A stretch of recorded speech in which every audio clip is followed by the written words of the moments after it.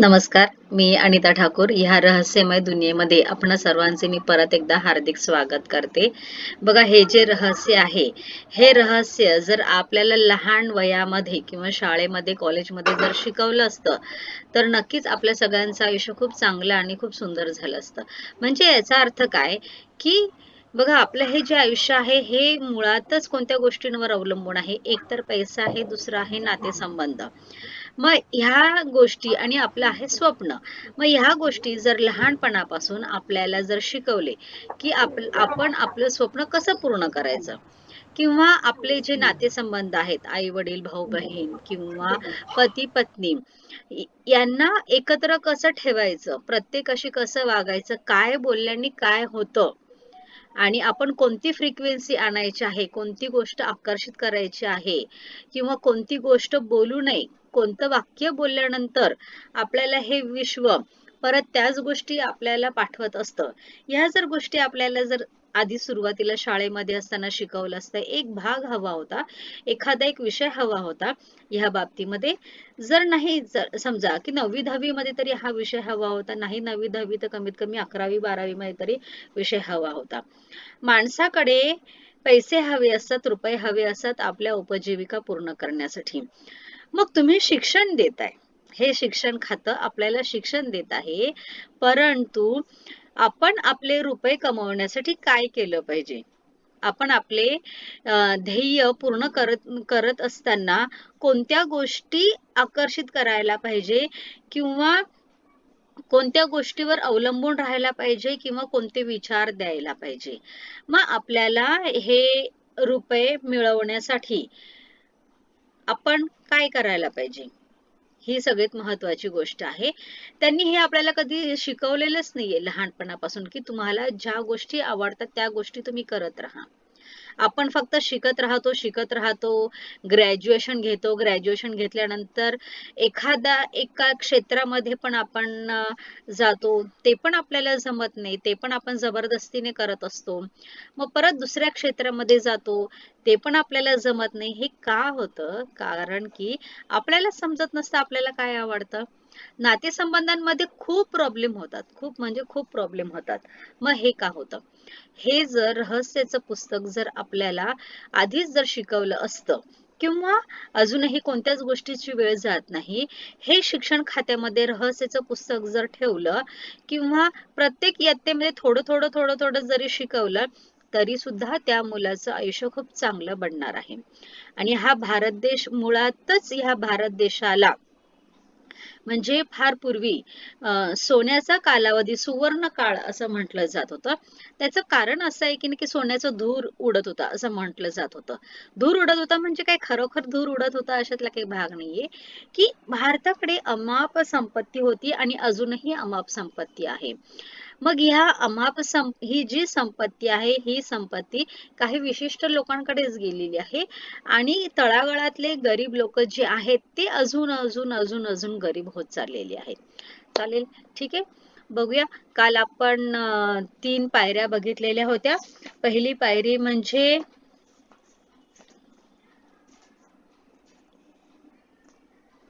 पहिली पायरी मागा, दुसरी पायरी विश्वास ठेवा आणि तिसरी पायरी म्हणजे प्राप्ती. प्राप्तीला सुरुवात झालेली आहे. आता आज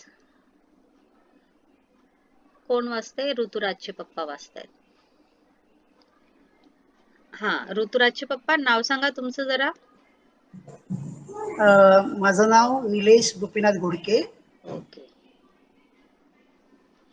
ऋतुराज हा माझा विद्यार्थी होता 7वीला असताना आणि म्हणून माझ्या तोंडामध्ये ऋतुराजचे पप्पा असंच येत असतं. एक मिनिट. आपलं पान बॉब डायल, पान नंबर 55. येस, पान नंबर 55.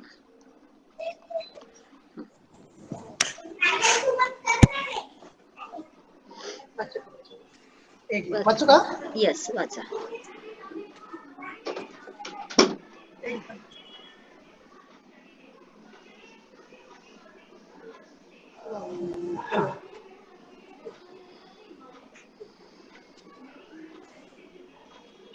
Bob dial. वाचू ना मॅडम. हा, वाचा ना. Bob dial. आकर्षणाच्या नियमाचे अध्ययन, अभ्यास, आचरण नाही, म्हणजे फक्त. बॉब डॉयल कदाचित असंही होईल की एके अच्छा, तिथून दिवशी. वाचतो का? हा. अच्छा, नाही वरतून वाचतो मी, सॉरी. कदाचित असंही होईल की एके दिवशी तुम्ही उठाल आणि काय आश्चर्य ती गोष्ट तिथे आहे, ती अस्तित्वात आली आहे असं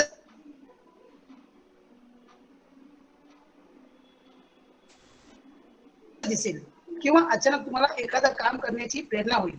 तुम्ही असं मात्र कधीही म्हणायचं नाही की हे गोष्ट.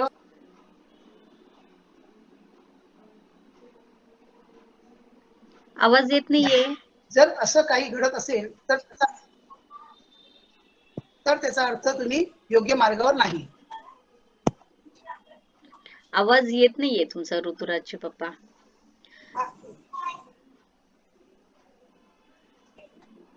हा, मी पहिला पॅरेग्राफ परत एकदा वाचते, त्यांचा आवाज नाही आला.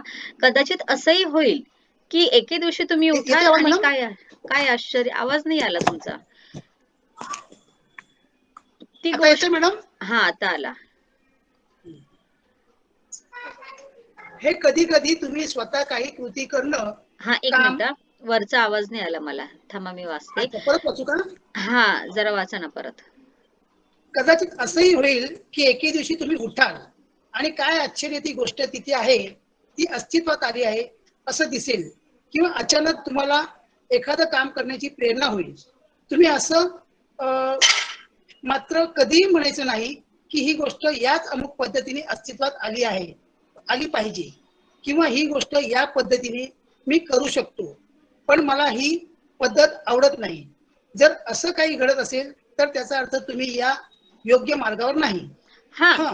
आता समजा तुम्ही सकाळी उठलेले आहात आणि सकाळी उठल्यानंतर ती गोष्ट तिथे आहे, ती जे तुम्हाला हवं आहे ते तुम्हाला मिळतंय, पण ते वेगळ्या पद्धतीने मिळतंय. मग तुम्ही हा असा विचार नाही करायचा की मला ह्या पद्धतीने नकोय. म्हणजे फॉर एक्झाम्पल एक उदाहरण मी तुम्हाला असं सांगते की आपल्याला भाजीपाला आणायला जायचंय आणि मी विचार करते माझ्या डोक्यामध्ये की मला भाजी आणायला जायचंय. पण भाजी आणायला जात असताना जर तुम्ही असा विचार केला की नाही, मला माझ्या एवढ्या एवढ्याच किमतीमध्ये मला भाजी हवी आहे आणि एवढ्या किमतीमध्येच जर मला भाजी मिळाली तर मी ती भाजी घेईन, नाही तर मी भाजी घेणार नाही.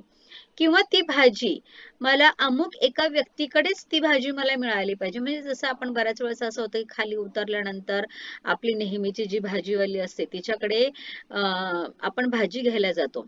पण जर मी मनामध्ये म्हंटल की नाही की मला गवारची भाजी त्याच बाईकडून हवी आहे, बाकी मला दुसरीकडून नकोय, हे म्हणणं चुकीचं आहे. मी असं नॉर्मली एक उदाहरण देते तुम्हाला समजावं म्हणून.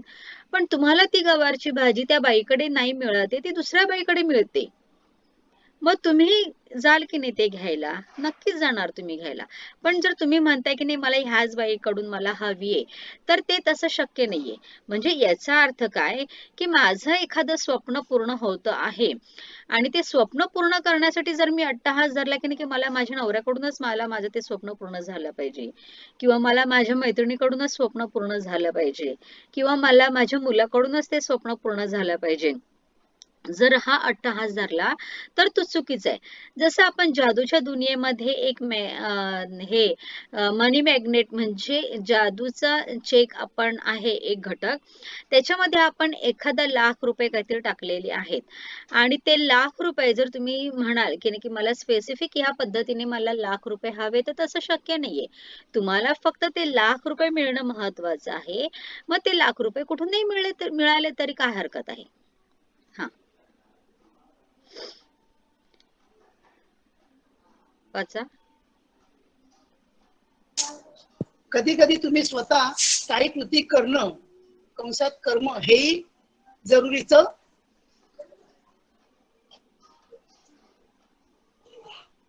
जरुरीचं असतं. हा, मात्र ज्या पद्धतीने वैश्विक शक्ती ती गोष्ट तुमच्यापर्यंत आणण्याचा प्रयत्न करत आहे, खरोखरच त्याच पद्धतीनं तुम्हीही कृतीशील असाल तरच तुम्ही आनंदात राहू शकाल. सारं काही तुम्ही उत्साहानं करा, जणू काळ तुमच्यासाठी थांबून राहिलेला आहे. असाच वेळ कुठे गेला कळणार सुद्धा नाही. ते काम तुम्ही दिवसभर अजिबात न थकता करू शकाल. पुढे वाचा. कर्म आणि काम करणं असंच काही लोकांना वाटतं, पण अशा प्रकारच्या प्रेरित कर्म करताना कधीही काम केल्यासारखं वाटत नाही. प्रेरित कर्म आणि काम करणं यामध्ये खूप फरक आहे. तो असा, प्रेरित कर्म ते ते जे तुम्ही इच्छिता गोष्ट मिळवण्यासाठी प्राप्तीसाठी करता. जर तुम्ही इच्छित गोष्ट जीवनात साकारण्यासाठी स्वतःहून अट्टहासाने हा, प्रयत्न करत असाल. एक मिनिट हा. आता कर्म म्हणजे इथे यांनी काय सांगितलं आहे की कर्म म्हणजे काम करणं. एखादी एक गोष्ट आपण जे करतो, साधं जे काही काम करतो आहोत आपण घरातलं किंवा ऑफिस मधलं जे काही आहे ते ते म्हणजे काम करणं. पण कामामध्ये सुद्धा काही प्रकार आहेत, जसं त्यांनी एक प्रकार सांगितलेला आहे की प्रेरित कर्म. प्रेरित कर्म म्हणजे काय की आपण प्रेरणा देऊन जी गोष्ट प्राप्त करून घेतो ती. हा, मग त्यांनी काम करणं आणि प्रेरित कर्म याच्यामध्ये त्यांनी फरक सांगितलेले आहे. पुढे. जर तुम्ही इच्छित गोष्ट जीवनात साकारण्यासाठी स्वतःहून अट्टहासाने प्रयत्न करत असाल तर तुम्ही घसरताय हे लक्षात घ्या. प्रेरित कर्म हे श्रमविरहित असतं आणि ते करताना अत्यंत आश्चर्यकारक अशा आनंदाचा, चैतन्याचा अनुभव येतो, कारण तुम्ही इच्छित गोष्ट प्राप्त करण्याच्या फ्रिक्वेन्सीवर असता. बरोबर आहे. प्रेरित कर्म, प्रेरित म्हणजे काय? प्रेरणा देणारं जे काही काम आहे ते. आणि हे जे काम आपण जे करतो ते स्वतःच्या प्रेरणेने किंवा स्वतःच्या आनंदाने हे काम करत असतो. आणि हे काम जे आहे ते श्रमविरहित आहे. म्हणजे ह्या गोष्टीसाठी आपल्याला अगदी खूप म्हणजे आपण श्रम घेतो, पण ते श्रम घेत असताना आपल्याला कष्ट नाही वाटत. एखादा एक आपण जॉब करत आहोत आणि तो जॉब आपल्या आवडीचा आहे आणि तो जॉब करत असताना आपण खूप काम करतोय, खूप काम करतोय, खूप काम करतोय, पण आनंद वाटतोय आपल्याला. मग तिथे तुम्ही ते काम करत असताना थकणार नाही. त्याच्या विरुद्ध एखाद्या ठिकाणी तुम्ही असा जॉब करताय, कंटाळवाणा जॉब करताय, की तुम्हाला अजिबात आनंद वाटत नाहीये. मग तिथे तो कालावधी कमी जरी असला तरी तुम्हाला कंटाळा येणार आहे ते काम करण्यासाठी. अशी कल्पना करा की तुमचं जीवन हे वेगवान नदी आहे. जेव्हा तुम्ही एखादी गोष्ट मिळवण्यासाठी अट्टहासानं प्रयत्न करत राहता तेव्हा तुम्ही प्रवाहाविरुद्ध पोहत असता. हे प्रयत्न करत असताना अर्थातच सगळं कठीण वाटू लागतं, अवघड होऊन बसतं. जीवन हा संघर्ष वाटू लागतो. परिस्थिती विरुद्ध झगडत राहावं लागतं. मात्र तुम्ही वैश्विक शक्तीकडून इच्छित गोष्ट प्राप्त करण्याच्या तयारीत राहता तेव्हा तुम्ही नदीच्या प्रवाहाच्या दिशेने हा, पाहता. एक मिनिट. एखादी गोष्ट जेव्हा तुम्ही अट्टहासाने करण्याचा प्रयत्न करता, अट्टहासाने म्हणजे की जसं मी तुम्हाला सांगितले की मी जॉब करते आहे पण कंटाळवाणं करते आहे. मग ते काम कसं झालेलं आहे की नीरस झालेलं आहे, नदीच्या विरुद्ध प्रवाह करणार आहे. किंवा एखाद्या मुलाला जर तुम्ही सायन्स मध्ये टाकलेलं आहे, मेडिकल मध्ये टाकलेलं आहे किंवा इंजिनिअरिंग मध्ये टाकलेलं आहे, त्याला ते आवडत नाहीये. मग त्याला काय आवडते? त्याला बिझनेस करायला आवडते. मग तेव्हा त्याला काय होतं? त्या गोष्टीचा त्रास होत असतो. म्हणजे काय की अर्थातच सगळं कठीण वाटू लागतं. मग हा जो अभ्यास आहे, हा अभ्यास त्याला कठीण वाटायला लागतो. मात्र तुम्ही वैश्विक शक्तीकडून इच्छित गोष्ट प्राप्त करण्याच्या तयारीत राहता. त्याच्याच विरुद्ध तुम्हाला जे काही आवडतं त्या गोष्टी जर तुम्ही करायला लागल्या तर नक्कीच तुम्हाला त्याच्यामध्ये आनंद वाटत असतो. मग तुम्ही भले समजा एखाद्या स्त्रीला घरामध्ये जॉब, बऱ्याच स्त्रिया अशा असतात की ज्या खूप एज्युकेशन घेतात आणि खूप एज्युकेशन घेतल्यानंतर सुद्धा त्या जॉब करत नाही. का? कारण की त्यांना आवडतं घरामध्ये. काय आवडतं? की नवऱ्याला वेळोवेळी जेवण करून देणं किंवा मुलांचं संगोपन करणं, घर व्यवस्थित नीटनेटकं ठेवणं, ही आवड आहे तिची. त्याच्यामुळे ती घरामध्ये चिडचिड नाही करत की माझं एवढं मोठं शिक्षण झालेलं आहे तरी पण मी घरामध्ये बसलेली आहे. नाही, हे तिचं प्रेरित कर्म आहे, तिला ते आवडणार आहे. मग एखादी एक स्त्री जी आहे, तिला जॉब करायचा आहे, पण तिला काही कारणास्तव घरी बसावं लागते. मग तेव्हा काय होतं? तिच्या मनामध्ये चिडचिड तयार होते आणि घरातली जी काही कामं आहेत ती आनंदाने करत नाही, उत्साहाने करत नाही. हा, वाचा. जे श्रम जे श्रमविरहित असतं, प्रेरित कर्म करतानाचा अनुभव असाच असतो.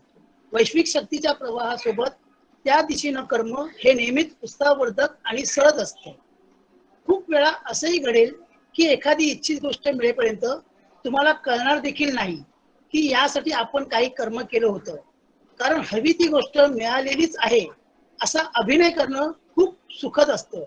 जेव्हा तुम्ही मागे वळून पाहाल तेव्हा तुम्हाला खरोखरच आश्चर्य वाटेल की वैश्विक शक्ती तुम्हाला त्या गोष्टी प्रत कशा घेऊन गेल्या किंवा ती गोष्ट तुमच्यापर्यंत कशी आली. हा, मग आता बघा, हे जे प्रेरित कर्म आहे, हे प्रेरित कर्म तुम्ही मनापासून करताय करताय करताय आणि मग तुम्हाला एक सुखद अनुभव येतो. म्हणजे उदाहरणार्थ तुमची बढती होते कामाच्या ठिकाणी, व तुम्हाला चांगल्या ठिकाणी ऑफर येते आणि मग तुमची पगार वाढ सुद्धा होते. मग हे जे आहे, किंवा तुम्ही घरामध्ये जर राहताय आणि घरामध्ये जर सगळ्या चांगल्या गोष्टी जर मिळत आहेत आणि ही कौतुकाची थाप सुद्धा तुम्हाला कोणाकडून तरी मिळते, तर काय होतं की नक्की खरोखरच आपल्याला खूप आनंद मिळाल्यासारखं आपल्याला जाणवतं.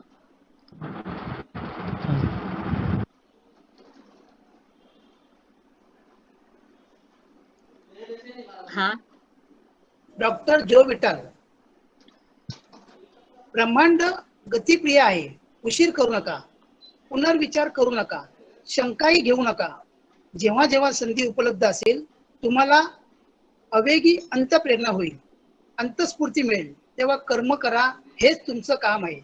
तुम्हाला करायचं आहे ते फक्त एवढंच, तुमच्या सहज प्रेरणांवर विश्वास ठेवा.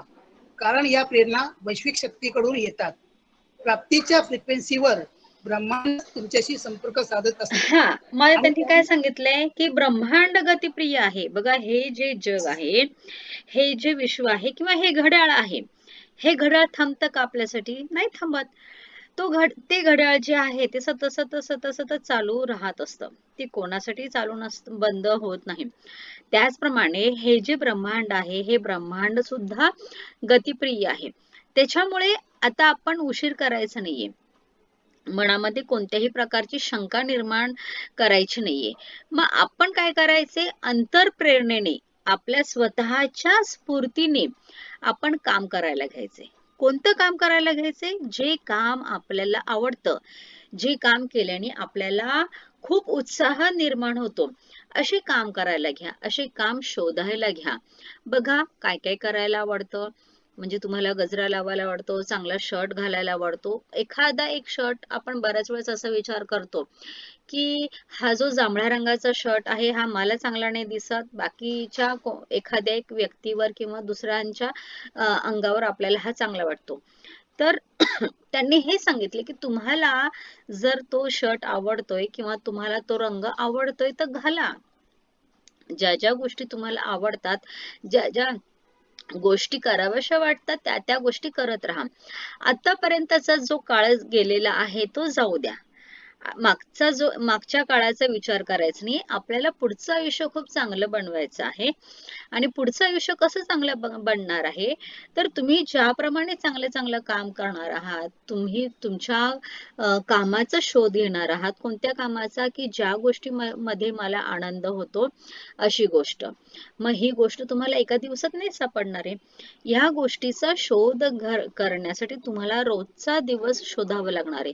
आज मला, जसं आपण बघा, जादूचा दगड रात्री झोपताना हातामध्ये घेऊन झोपतो. ज्या चांगल्या घटना आहेत, त्या चांगल्या घटना जादूच्या दगडाला सांगत असून त्यातली एक आवडती गोष्ट आपण त्याला सांगत असतो.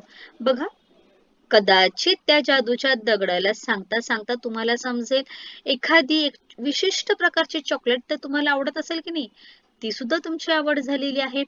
किंवा विशिष्ट प्रकारचा रस्ता सुद्धा तुम्हाला आवडतो, ती सुद्धा तुमची आवड झालेली आहे.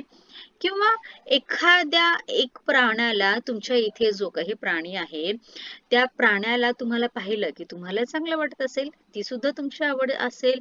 किंवा झोपायला आवडत असेल तर थोडस झोपा आणि मस्तपैकी कोणत्याच गोष्टीचा विचार करू नका. जितका आराम करता येईल तितका आराम करत राहा. आणि मग पूर्ण आराम झाल्यानंतर तुम्हाला स्वतःला जाणवेल की अरे, माझा पूर्ण आराम झालेला आहे, माझी पूर्ण झोप झालेली आहे, मला खूप छान वाटत आहे. त्याच्यामुळे ह्या तुमच्या ज्या आवडीनिवडी आहे, तुमच्या आवडीनिवडी तुमच्या घरातले कोणतीही व्यक्ती सांगू शकणार नाही. तुमची आवड निवड ही फक्त तुम्हालाच ठरवायची आहे. हा. त्यानुसार प्रेरणा तुमच्या अंतर्मनातून निर्माण होतात. म्हणूनच ज्यावेळी तुम्हाला अंतप्रेरणा किंवा अंतस्फूर्ती होईल, तेव्हा त्याचं अनुकरण करा आणि तुमच्या लक्षात येईल की एखाद्या चुंबकाप्रमाणे वैश्विक शक्ती तुम्हाला त्या इच्छित गोष्टीपर्यंत घेऊन जात आहे. बरोबर आहे. तुम्ही आता चुंबक झालेले आहात. तुम्ही आता आपण रहस्याच्या दुनियेमध्ये आलेलो आहोत आणि चुंबकाप्रमाणे आपल्याला ह्या सगळ्या गोष्टी मिळत आहेत. ज्या ज्या गोष्टी तुम्हाला हव्या आहेत, त्या गोष्टींची तुम्ही फ्रिक्वेन्सी देताय, त्या गोष्टी तुम्ही आठवताय, त्या गोष्टीचा तुम्ही विचार करतायत आणि त्या पद्धतीने तुम्हाला त्या गोष्टी मिळायला लागलेल्या आहेत. म्हणजे अप्रत्यक्षरित्या तुम्ही चुंबक झालेले आहात आणि तुम्ही चुंबक झाल्यामुळे तुम्हाला आवडणाऱ्या प्रत्येक गोष्टी तुमच्याकडे येत आहे. आता तुम्हाला हा सुद्धा अनुभव आला असेल, की आपण जेव्हापासून ह्या सेशनमध्ये आलेलो आहोत, तेव्हापासून आपली दुनिया बदललेली आहे. आपल्याला खूप छान फील होत आहे. आपल्याला खूप आनंद होतो आहे आणि ह्या आनंदामध्ये म्हणजे आपल्याला असं वाटतं की नाही की माझी दुनिया बदललेली आहे. माझं जे जग आहे, माझं जे विश्व आहे. मग आपण मागच्या आपल्या आयुष्याकडे पाहतो, भूतकाळाकडे पाहतो, की अरे मी कशी होते? किंवा मी कसा होतो? आणि जेव्हा असा तुम्ही विचार करताय, तेव्हा विचार केल्यानंतर तुम्हाला स्वतःला आश्चर्य वाटतं, की अरे मी किती चुकीच्या मार्गावर होते, किती चुकीचा विचार मी करत होते, किती चुकीची फ्रिक्वेन्सी देत होते आणि त्याच्यामुळे मला माझ्या आयुष्यामध्ये ह्या सगळ्या गोष्टी मिळालेल्या आहेत. त्याच्यामुळे ठीक आहे, की आता ज्या काही तुम्हाला गोष्टी मिळतायत किंवा समजतायत, ह्या गोष्टी स्वतःही चांगल्या आकर्षित करा. तुमच्या अवतीभोवती जे लोक आहेत, मित्र, परिवार, नातेवाईक किंवा तुमचे लहान मुलं, तुम्ही ज्यांच्या संपर्कामध्ये येणार आहात, त्या लोकांना ह्या पद्धतीचं ज्ञान द्यायला सुरुवात करा. मुळातच ज्ञान ही गोष्ट अशी किंवा कोणतीही गोष्ट अशी आहे, जेवढं तुम्ही द्याल, तेवढं तुम्हाला ती गोष्ट म्हणजे तुम्हाला आनंद तयार होणार आहे. आणि माणसाला बघा काय हवं असतं, एक तर प्रेम हवं असतं किंवा आनंद हवा असतो. आणि मग तुम्ही ज्या व्यक्तीला हे सांगाल आणि त्या व्यक्तीच्या आयुष्यामध्ये जेव्हा बदल होईल, नक्कीच तुम्हाला सुद्धा त्या गोष्टीचा खूप डबल आनंद होणार आहे. आणि एक ब्लेसिंग सुद्धा आपल्याला दिले जातात, की आपण एखाद्या व्यक्तीच्या आयुष्यामध्ये जसं सारिका मॅडमचं इथे जर कौतुक करायचं म्हटलं, सारिका मॅडम आहेत, ज्योती घुगे मॅडम आहेत आणि शोभना मॅडम हे म्हणजे आपल्या सेशनचे आधारस्तंभ आहेत. हे फार जुने आहेत. तर यांनी बऱ्याच लोकांना आपल्या सेशनमध्ये जॉईन करून घेतलेलं आहे. तर यांच्यामुळे जे लोक या सेशनमध्ये आलेले त्यांच्या आयुष्यामध्ये खूप चांगला बदल झालेला आहे. आणि त्या लोकांनी सुद्धा त्यांना खूप ब्लेसिंग वगैरे दिलेले आहेत. त्याच्यामुळे जितकं तुम्हाला देता येईल तितकं तुम्ही देत राहायचं आहे आणि हे रहस्य आपल्याला आपल्यापर्यंत ठेवायचं नाहीये. खूप ह्या रहस्याचं सगळ्यांना सांगत राहा, सगळ्यांना बोलत राहा आणि स्वतःमध्ये सुद्धा हे रहस्य जे आहेत, त्या वेळेला त्या गोष्टीचा तिथे वापर करत राहा. हा. बॉब प्रॉक्टर, तुम्ही तुम्हाला गरज असलेली प्रत्येक गोष्ट आकर्षित करू शकता. जर तुम्हाला पैशाची गरज असेल तर तुम्ही ती आकर्षित करू शकता. जर तुम्हाला योग्य त्या माणसाची गरज असेल, विशिष्ट व्यक्तीची, मित्रमंडळींची गरज असेल, तर तशा व्यक्ती तुम्ही आकर्षित करू शकाल. जर तुम्हाला एखाद्या विशिष्ट पुस्तकाची आवश्यकता असेल तर तुम्ही ते आकर्षित करू शकता. हा. तुम्ही इथे पुस्तकाचं इतकं सुंदर उदाहरण दिलेलं आहे बघा. तुमच्या आयुष्यामध्ये जेव्हा जेव्हा जे पुस्तक हवं असतं ना, तेव्हा ते पुस्तक आपोआप तुमच्या हातामध्ये येत असतं. जर मी आता असा विचार केला, की नक्की मला मी याच्या आधीच्या 2 सेशनमध्ये सुद्धा सांगितलं होतं, की नक्की मी भगवद्गीता आणि ह्या सेशनची सांगड घालून तुम्हाला सांगण्याचा प्रयत्न करेल. पण मी तुम्हाला सांगते, की नक्की मी त्या पुस्तकाचा अभ्यास करायला सुरुवात केली. मी ते वाचण्याचा प्रयत्न केला. पण कदाचित ती वेळ नव्हती. त्या भगवद्गीतेचं वाचन करण्याची किंवा अभ्यास करण्याचं नाही जमलं ती गोष्ट मला. म्हणजे काय, कारण की आता कदाचित ते पुस्तक माझ्या ह्या काळामध्ये एवढं नाही ते नाहीये कदाचित ते पुस्तक माझ्या ह्याच्यामध्ये. कदाचित 2 महिन्यानंतर असेल किंवा कदाचित 3 महिन्यानंतर असेल. बघा, आपण पण ह्या दुनियेमध्ये आहोत. ह्या अचानकच हे पुस्तक आपल्याकडे कसं समोर आलेलं आहे, हे रहस्याचं पुस्तक म्हणा किंवा हे जादूचं पुस्तक म्हणा. कारण की हे जे युनिवर्स आहे, हे जे विश्व आहे, हे आपल्याला योग्य त्या वेळेला, योग्य त्या व्यक्तीला आणि योग्य त्या पुस्तकाला आपल्या समोर आणून ठेवत असतं. का आणून ठेवत असतं? कारण की आपण त्या पद्धतीने कुठेतरी तो एक विचार सोडलेला असतो, कुठेतरी ती एक फ्रिक्वेन्सी सोडलेली असते, किंवा कुठेतरी एक हृदयामध्ये काहीतरी आपण एक शोध घ्यायचा प्रयत्न केलेला असतो. म्हणून मग आपण ह्या जादूच्या दुनियेमध्ये किंवा ह्या रहस्याच्या दुनियेमध्ये आपण आलेलो आहोत. हा. तुम्ही कोणती गोष्ट आकर्षित करू इच्छिता इकडे लक्ष देणं, इथे लक्ष देणं मात्र जरुरीचं आहे. कारण ज्या गोष्टीच्या प्रतिमा तुम्ही आपल्या मनात ठेवता त्या गोष्टी तुमच्याकडे आणि तुम्ही त्या गोष्टीकडे आकर्षित होत राहता. खूप छान. या गोष्टी ज्या ज्या गोष्टीची प्रतिमा आपण आपल्या मनामध्ये ठेवतो की नाही, ती गोष्ट आपोआप आपल्या समोर येत असते.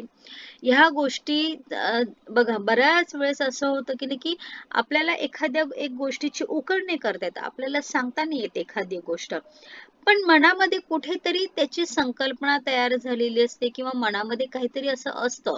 फक्त त्या मनामध्ये असलेल्या गोष्टींना वाचा देता येत नाही, ते आपल्याला बोलता नाही येत. परंतु हे जे आहे, हे गोष्ट जी आपण मनामध्ये ठेवलेली असते ती बरोबर बाहेर पडत असते. ह्या गोष्टी खरोखरच तुमच्या माध्यमातून अस्तित्वात येत असतात, प्रत्यक्षात अवतरतात आणि हे सर्व आकर्षणाच्या नियमानुसार होतं. अच्छा. अं, लक्षात असू लक्षात दे की असू दे हा. की तुम्ही ते सेकंड पेज आहे ना, हा हे. असू दे की हम्म. स्वतः चुंबकासमान आहात आणि प्रत्येक गोष्ट तुम्ही स्वतःकडे आकर्षित करत आहात. जेव्हा तुम्हाला नेमकं काय हवंय याचं स्पष्ट चित्र. एक साधी सोपी गोष्ट अशी आहे की, म्हणजे हा नियम आपण डावलून चालणार नाहीये की स्त्री एका पुरुषाकडे आकर्षित होत असते आणि एक पुरुष एका स्त्रीकडे आकर्षित होत असतो. हा आकर्षणाचा एक नियमच आहे. तो जरी आपण कितीही नाही म्हटलं तरी ह्या सिद्धांताला आपण लांब करू शकत नाहीये. हा. तुमच्या मनात बरोबर आहे. तुमच्या मनात असतं तेव्हा तुम्ही त्या सर्व गोष्टी स्वतःकडे खेचणारे चुंबक बनता आणि तुम्हाला हव्या असलेल्या गोष्टी तुमच्याकडे आपोआप आकर्षित होऊ लागतात. तुम्ही जितका अधिक अभ्यास, अध्ययन आणि आचरण कराल, आकर्षणाच्या नियमानुसार जितक्या अधिक गोष्टी स्वतःकडे आकर्षित होताना पाहाल, तितका अधिक शक्तिशाली चुंबक तुम्ही म्हणाल. कारण श्रद्धा, विश्वास, निष्ठा आणि ज्ञान याची जोड तुम्हाला मिळेल. बरोबर. पुढे. Michael Bernard Beckwith. तुम्ही शून्यातून आरंभ करू शकता, कारण शून्यापासून मार्ग नसेल तेथेही मार्ग बनविला जाईल. आवश्यकता आहे ती फक्त इच्छित गोष्टी अस्तित्वात येऊ शकतात अशी कल्पना करता येण्याच्या तुमच्या क्षमतेची. मानवजातीच्या इतिहासात आजपर्यंत ज्या ज्या गोष्टी शोधल्या गेल्या किंवा निर्माण केल्या गेल्या, या सर्वांची सुरुवात फक्त एका विचारानं झाली होती. त्या एका विचारानं एक मार्ग बनविला गेला आणि ती गोष्ट अदृश्यातून दृश्य झाली. बरोबर आहे की प्रत्येक गोष्ट ही शून्यामधून निर्माण झालेली असते. बघा, हे जे विश्व तयार झालेलं आहे, हे विश्व तयार होत असताना आधी ह्या विश्वामध्ये काहीच नव्हतं, शून्य अस्तित्व होतं की नाही. मग हळूहळू हळूहळू हळूहळू हे विश्व वाढत गेलेलं आहे. दुसरं उदाहरण जर द्यायचं म्हटलं तर आपण बघा, जेव्हा शाळेमध्ये आपण जायला लागतो तेव्हा आपल्याला आपले शिक्षक जे आहेत ते लगेच मुळाक्षर, बाराखडी किंवा एबीसीडी लिहायला नाही शिकवत. तर काय शिकवतात ते? आपल्याला रेषा ओढायला शिकवतात. म्हणजे शून्यापासून आपल्याला सुरुवात करत असतात आणि शून्यापासून, गणितामध्ये पण शून्यापासून सुरुवात करून आपण पुढचे अंक आपण शिकत असतो. आणि मग असं प्रत्येक गोष्ट जी आहे, आता आपण जरी शून्यामध्ये जरी आपण असू तरी सुद्धा काय होतं की आतापर्यंत जे काही शोध लागलेले आहेत ते शोध एक विचार त्यांच्या मनामध्ये आलेला आहे आणि तो एक मार्ग त्यांना मिळाल्यामुळे एक विचार त्यांच्या मनामध्ये आल्यामुळे हळूहळू जे काही अदृश्य आहे किंवा अदृश्यामधून दृश्यामध्ये ते येत असतं की हा पक्षी उडतो आहे, मग हा कसा काय उडतो आहे, मग असंच मनुष्य उडू शकेल का, किंवा मनुष्य असंच उडत उडत एका ठिकाणाहून दुसऱ्या ठिकाणी जाऊ शकेल का, हा पण विचार कधीतरी त्या मानवाच्या डोक्यामध्ये आला असेल म्हणून कदाचित विमान हे आलेलं आहे. विमान तर हे आता आलेलं आहे, पण रामायण महाभारतामध्ये आपण पाहिलेलं आहे की पुष्पक विमान आहे. म्हणजे याचा अर्थ काय की हे जे शोध जे झालेले आहेत हे शोध खूप बऱ्यापैकी नंतर लागलेले आहेत, परंतु आपल्या भारतीय संस्कृतीमध्ये आपण हे पाहिलेलं आहे की ह्या गोष्टी आपल्या संस्कृतीमध्ये फार जुन्या काळापासून आपल्याला माहिती होत्या, परंतु नंतर कालांतरानंतर लोप पावले असेल किंवा काही झालं असेल कदाचित. हा. जॅक कॅनफिल्ड, अशी कल्पना करा की तुम्ही रात्रीच्या वेळी कार चालवित आहात.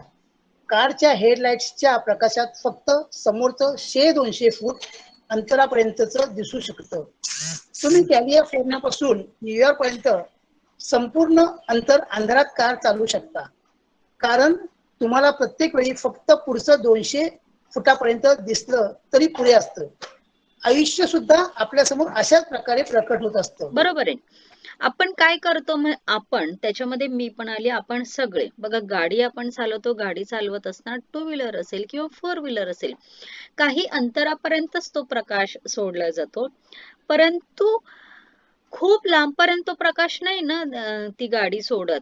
मग जेवढ्या अंतरापर्यंत तो प्रकाश असतो तेवढ्या तेवढ्या अंतरापर्यंत आपली गाडी पुढे चालतच असते. त्याचप्रमाणे आपण काय करतो माहितीये का की आपण आपली विचार क्षमता जी आहे ती विचार क्षमता त्या प्रकाशापेक्षा खूप पुढे नेऊन सोडतो. आत्ताशी तर आपली मुलगी दुसरी तिसरीला आहे, पण आता हिचं पुढे कसं होईल, हिच्या लग्नासाठी पैसे येतील का, किंवा म्हणजे असं खूप लांबचा आपण विचार करतो आणि लांबचा विचार करत करत काय होतं की आजचं आपलं आयुष्य जे आहे आजचं आयुष्य आपण जगणं सोडून देतो. आणि मग खूप अतिविचारामुळे काय होतात की आपल्याला आजार व्हायला सुरुवात होतात. बीपी आहे किंवा शुगर आहे, हे जे आजार आहेत हे आजार नाहीयेत, हे आपल्या विचारामुळे तयार झालेले आहेत. आणि जितकं जितकं आपण विचार करणार आहोत तितके तितके हे आजार आपले वाढणार आहेत. त्याच्यामुळे बघा, मी आता असं म्हणते की नाही की मी आता खूप टेन्शन घेते, खूप टेन्शन घेते, खूप टेन्शन घेते आणि टेन्शन घेऊन माझ्या सगळ्या गोष्टी मी प्राप्त करून घेणार आहे, किंवा मी टेन्शन घेऊन घेऊन घेऊन घेऊन माझ्या मुलाचं एज्युकेशन खूप चांगलं करून घेणार आहे. होईल का? नाही ना होणार. तुम्ही म्हणाल मॅडम वेड्या झाल्या का असं बोलायला. हे सत्य परिस्थिती की नाही, टेन्शन घेऊन कोणती पण गोष्ट होत नाही. हे जेव्हा आपण दुसऱ्यांच्या तोंडून जेव्हा ऐकतो तेव्हा आपल्याला बरं वाटतं, पण जेव्हा आपण त्याच्यामध्ये असतो तेव्हा आपल्याला त्रास होतो. हीच तर परीक्षा आहे ना. हीच परीक्षा आहे. अंधारामध्येच आपल्याला उजेड तयार करायचा आहे आणि जेव्हा तुम्ही अंधारामध्ये उजेड तयार करतात ते छान आयुष्य आपल्याला तिथेच ती आपली खरी कसोटी असते. मग जेव्हा अशा प्रकारची परिस्थिती येते तेव्हा ती परिस्थिती येत असताना हाच विचार करायचा आहे, सगळं चांगलं होणार आहे, सगळं चांगलं होणार आहे, सगळं व्यवस्थित होणार. माझा जन्मच मुळात आनंदी राहण्यासाठी झालेला आहे, त्याच्यामुळे सगळ्या चांगल्या गोष्टी घडणार आहेत. आणि जितकं तुम्ही स्वतःला स्वयं प्रेरित करणार आहात, स्वतःला नेहमी शाबासकी देत राहा, स्वतःचं नेहमी कौतुक करत राहा. अरे वा, मी खूप छान आहे, I am the winner, I am the winner, I am the winner, मी प्रत्येक गोष्ट करू शकते, माझ्यामध्ये तेवढी ताकद आहे, माझ्यामध्ये तेवढी क्षमता आहे, मी हे सगळं प्राप्त करू शकतो. आणि नेहमी जेव्हा पण आपल्याला आठवते तेव्हा आपली स्वतःची पाठ थोपटायला शिका. की आता आज आमचं बघा मिरर वर्कचा 21वा दिवस आमचा संपलेला आहे, उद्या कदाचित अजून थोडंसं घेतील. मग तेव्हा ते मिरर वर्क मध्ये सुद्धा त्यांनी ना एक वाव, आज 21वा दिवस आहे, खरंच तू किती हुशार आहेस, तू किती चांगली आहेस आणि तू इतके दिवस खूप छानपैकी मिरर वर्क केलेलं आहे आणि तुझ्यामध्ये चिकाटी आहे. अशा प्रकारे त्यांनी त्या मिरर वर्क मध्ये म्हणजे आजचा जो शेवटचे दिवस आहे त्या शेवटच्या दिवसामध्ये त्यांनी आपल्याला सांगितलेलं आहे. मग त्याचप्रमाणे बघा, प्रेरणा देण्यासाठी नेहमीच तुमच्या आयुष्यामध्ये एखादी एक व्यक्ती येईल अशातला भाग नाहीये प्रेरणा देण्यासाठी, किंवा नेहमीच प्रेरित करण्यासाठी एखादा एक संदीप माहेश्वरी प्रत्येक वेळेसच येईल अशातला काही भाग नाहीये. मग प्रेरणा, स्वयं प्रेरणा देणं हे खूप महत्वाचं आहे, की आपण आपल्या स्वतःसाठी अफर्मेशन करायचं आहे, कृतज्ञता व्यक्त करायची आहे, किंवा स्वतःसाठी चांगले वाक्य बनवायचे आहेत. मग हे जे आहे स्वतःसाठी अफर्मेशन, हे कधी बनतात, की आपण दिवसभरामध्ये 10 ग्रॅटिट्यूड लिहिले पाहिजे स्वतःसाठी आणि 10 वेगळे इन जनरल. मग जेव्हा तुम्ही 10 कृतज्ञता लिहिता स्वतःसाठी, की मी माझे स्वतःचे धन्यवाद कारण की मी खूप छान आहे, सुंदर आहे, मी सकारात्मक विचार करते किंवा सकारात्मक कृती करते आणि मला खूप छान वाटतं, किंवा मी अमुक अमुक एक करण्यासाठी माझ्यामध्ये खूप आत्मविश्वास निर्माण झालेला आहे. तुम्हाला ज्या गोष्टीची गरज आहे त्या गोष्टी तिथे लिहा आणि मग बघा, की तुमचा रोजचा दिवस जो आहे. हा, अजून एक गोष्ट सांगायची राहिली, की जेव्हा तुम्ही झोपेतून उठता, झोपेतून उठल्यानंतर आपल्याला काय सवय, की आपण फटकन उठतो आणि लगेच चालायला लागतो.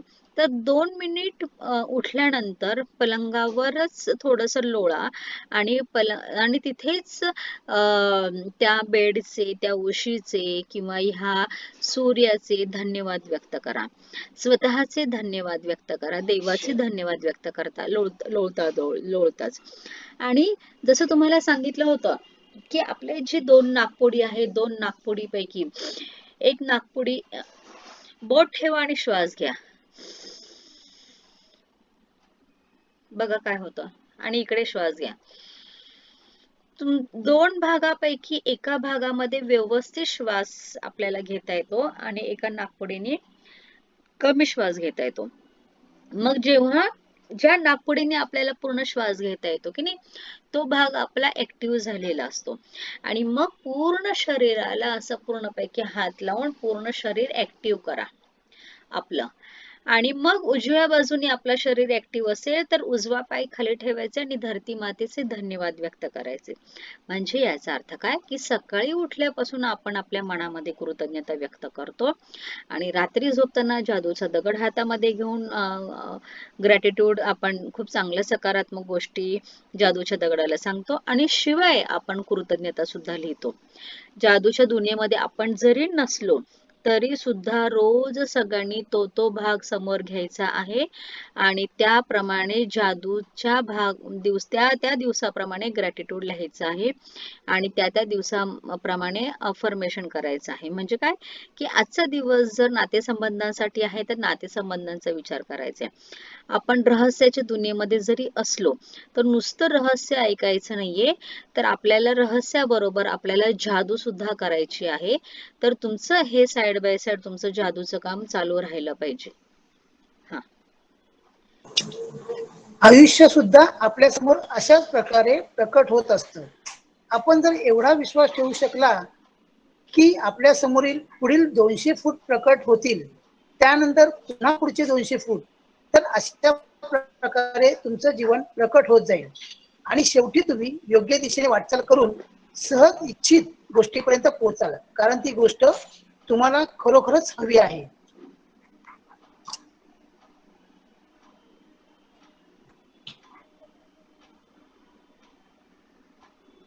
हा. वैश्विक शक्तीवर विश्वास ठेवा. विश्वास, श्रद्धा आणि निष्ठा असू दे. मला खरोखरच कल्पना नव्हती की मी हे रहस्य ज्ञान चित्रपटाच्या पडद्यावर कसं काय आणू शकेन. मी फक्त कल्पनेने भविष्यातील या गोष्टीची अंतिम निष्पत्ती परिणाम पाहिला. मी माझ्या मनात हे सर्व प्रत्यक्ष घडलेलं पाहिलं, अगदी स्पष्ट माझ्या संपूर्ण शक्तीनिशी पाहिलं, कल्पनेत अनुभवलं आणि मग द सिक्रेट बनविण्यासाठी आम्हाला ज्या ज्या गोष्टींची आवश्यकता होती ती प्रत्येक गोष्ट आमच्यापाशी आपोआप आली.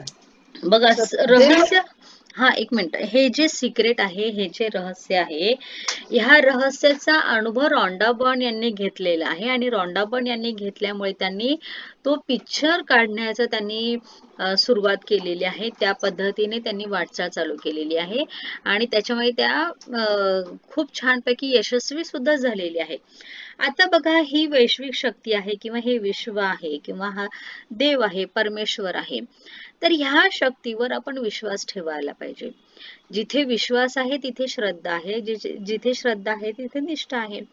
मग ह्या वैश्विक शक्तीवर तर आपण श्रद्धा निष्ठा आपण ठेवायचीच आहे, पण आपल्यामध्ये सुद्धा जी शक्ती आहे, नेहमी नेहमी परत त्या शक्तीचा उल्लेख यासाठी करते की आपण आपल्याला काय करत असतो, फार कमी लेखत असतो. अगदी सगळे, मी हे करू शकत नाही, माझ्यामध्ये एवढी क्षमता नाहीये, मग मी हे कसं करेन, मला हे जमणार नाहीये. कोणताच भाग असा नाहीये की आपण करू शकत नाही. प्रत्येक भागामध्ये आपण बदल घडवून आणू शकतो. नातेसंबंध खराब झाले असेल तर ते नातेसंबंधांमध्ये बदल घडवून आणू शकतो. पैशाच्या घटकामध्ये जर आता तुमची वाईट परिस्थिती असेल तर त्याच्यामध्ये तुम्ही बदल आणू शकतात. फक्त तुम्ही तुमची शक्ती ओळखा. जितकं तुम्ही तुमची शक्ती ओळखाल आणि जितकं तुम्ही चांगलं फील करणार आहात आणि ती गोष्ट स्वतःकडे आणण्यासाठी जितकं तुम्ही आकर्षित करणार आहात, तितक्या तितक्या त्या गोष्टी तुमच्याकडे आकर्षित होणार आहेत. स्वतः आनंदामध्ये राहा. आनंदामध्ये राहून ह्या विश्वाला मागा तुम्हाला ज्या काही हव्या आहेत त्या गोष्टी. श्रद्धेनं पहिलं पाऊल उचला. संपूर्ण जिन्याच्या सर्व पायऱ्या तुम्हाला आत्ताच दिसण्याची आवश्यकता नाही. फक्त पहिलं पाऊल उचललं की पुरे. हा, डॉक्टर आता आपण खाली तळमजलेला आहोत की नाही. तळमजल्यापासून तर आपल्याला फक्त किती जिने दिसतात, 8 ते 10 जिने दिसतात, बरोबर आहे की नाही. मग आपल्याला चढण्यापुरते हे 8 ते 10 जिने भरपूर आहे. त्याच्यानंतर आपण जेव्हा पहिल्या मजल्यावर येतो, पहिल्या मजल्यावर आल्यानंतर ते 8 ते 10 जिने दिसणं भरपूर आहे. त्याचप्रमाणे आपलं आयुष्य जगत असताना या काही कालावधी, काही महिन्यांचा कालावधी किंवा काही ज्या गोष्टी आहेत त्या गोष्टी पाहणं, चला ठीक आहे, योग्य आहे. काही पैशांचं नियोजन करणं किंवा काही गोष्टींचं दूरदृष्टिकोन पाहणं हे पण खूप चांगलं आहे. पण एवढाही दूरदृष्टिकोन करू नका की जेणेकरून तुम्हाला खूप त्रास होईल. मग पैशाचं नियोजन असायलाच पाहिजे, नक्कीच असायला पाहिजे. आपण जो काही पैसा कमवत आहोत तो पैसा आपण कमवत असताना स्वतःच्या हौस-मौज, म्हणजे जर तुम्ही असं म्हटलात की नाही, मला माझं सेव्हिंग करायचं आहे, मला पैसे सेव्हिंग करायचे आहेत, पण तुम्ही जर पैसे सेव्हिंग करण्याच्या भानगडीमध्ये जर पडलात आणि आत्ताचं आयुष्य जगायचं राहून गेलं तर फायदा काय? आताच हे जे वय आहे हे परत वय येणार नाहीये. किंवा आता तुमची बायको किंवा नवरा किंवा तुमची मुलं ह्या ज्या परिस्थितीमध्ये आहेत, त्या परिस्थितीचा तुम्ही त्यांना जर उपभोग जर घेऊ दिला तर त्या पैशाचा उपयोग आहे. आणि जर तुम्ही त्या पैशाचा उपभोग नाही घेऊ दिला आणि फक्त बँक बॅलन्स टाकत राहिला तर हे निरर्थक आहे की नाही. म्हणून आधी सुरुवातीला तुमच्या गरजा पूर्ण करा. रोजचा जो काही सामान आहे ते पण आणा. तुमच्या घरातल्या ज्या काही व्यक्तींना ज्या ज्या काही गोष्टी आवडतात त्याही गोष्ट पूर्ण करण्याचा प्रयत्न करा. आणि अर्थातच तुमच्या पगारातला काही भाग तुम्ही नक्कीच सेव्हिंग करायचाच आहे. पण याचा अर्थ असा नाही की नक्की यांना दुःखी ठेवून इथे हे सेव्हिंग करायचंय, हे चुकीचं आहे. इव्हन याच्या पुढे पण आपल्याला काय करायचं आहे की जो मी काही पगार कमवलेला आहे त्यातला काही भाग आपल्याला दान सुद्धा काही करायचं आहे. ती सुद्धा खूप गोष्ट महत्वाची आहे. पुढे doctor Martin Luther king junior 1929-1968. रहस्य आणि रहस्य आणि तुमचं शरीर. चला आता आपण रचनात्मक प्रक्रियेचा उपयोग अशा व्यक्तींसाठी करूया ज्यांचं वजन खूप वाढलेलं आहे, जे स्थूल आहेत असं ज्यांना वाटतं आणि ज्यांना आपलं वजन कमी करायचं आहे. प्रथम एक गोष्ट ध्यानात घ्या की तुम्ही वजन कमी करण्याच्या वर लक्ष केंद्रित कराल तर तुमचं वजन कमी होणं शक्य नाही. कारण यामुळे वजन कमी करण्याची गरज असण्याचा विचार मनातून काढून टाका. म्हणूनच डायटिंग यशस्वी ठरत नाही. बघा, कारण डायटिंग हा, इथे आता यांनी काय सांगितलं की पहिलाच भाग त्यांनी काय घेतलेला आहे की आपलं शरीर म्हणजे वजन. आपण नेहमी असं म्हणतो की लॉकडाऊन मुळे बऱ्याच जणांच्या वजनामध्ये बऱ्यापैकी वाढ झालेली आहे. त्याच्यामुळे आपण काय म्हणत होतो की नाही की माझं वजन वाढलेलं आहे, आपण वजन वाढले. बघा आपण काय केलेलं आहे की आपण लक्ष केंद्रित कुठे केलेले? आपण वजनाकडे लक्ष केंद्रित केलंय. मग वजनाकडे लक्ष केंद्रित केल्यामुळे काय होणार आहे? ते वजन जे आहे ते अजून अजून वाढत राहणार आहे, आकर्षणचा सिद्धांत. आता आपण डायटिंग करतोय. मग हे जे डायटिंग आहे म्हणजे डायटिंग करतोय म्हणजे तुम्ही काय म्हणताय की मी जे अन्न खाते ते अन्न जड आहे. म्हणजे अप्रत्यक्षरित्या तुम्ही तुमच्या अन्नाला जड म्हणून तुम्ही खाताय आणि जड म्हणून खाताय म्हणून तुमचं वजन वाढते. पहिली गोष्ट वजन वाढते म्हणून तुम्ही काय करताय? डायटिंग करताय. पुढे. कारण डायटिंग करताना वजन कमी करणं, तशी गरज असणं यावर लक्ष केंद्रित केलं जातं आणि वजन कमी करण्याची गरज निर्माण होणं याकडे तुम्ही आकर्षित होता. दुसरी गोष्ट, हे माहिती हवं की जादा वजनाची स्थिती ही त्याविषयी विचार करण्यामुळे उत्पन्न झालेली आहे. अगदी मूलभूत शब्दात सांगायचं झालं तर एखाद्या व्यक्तीचं वजन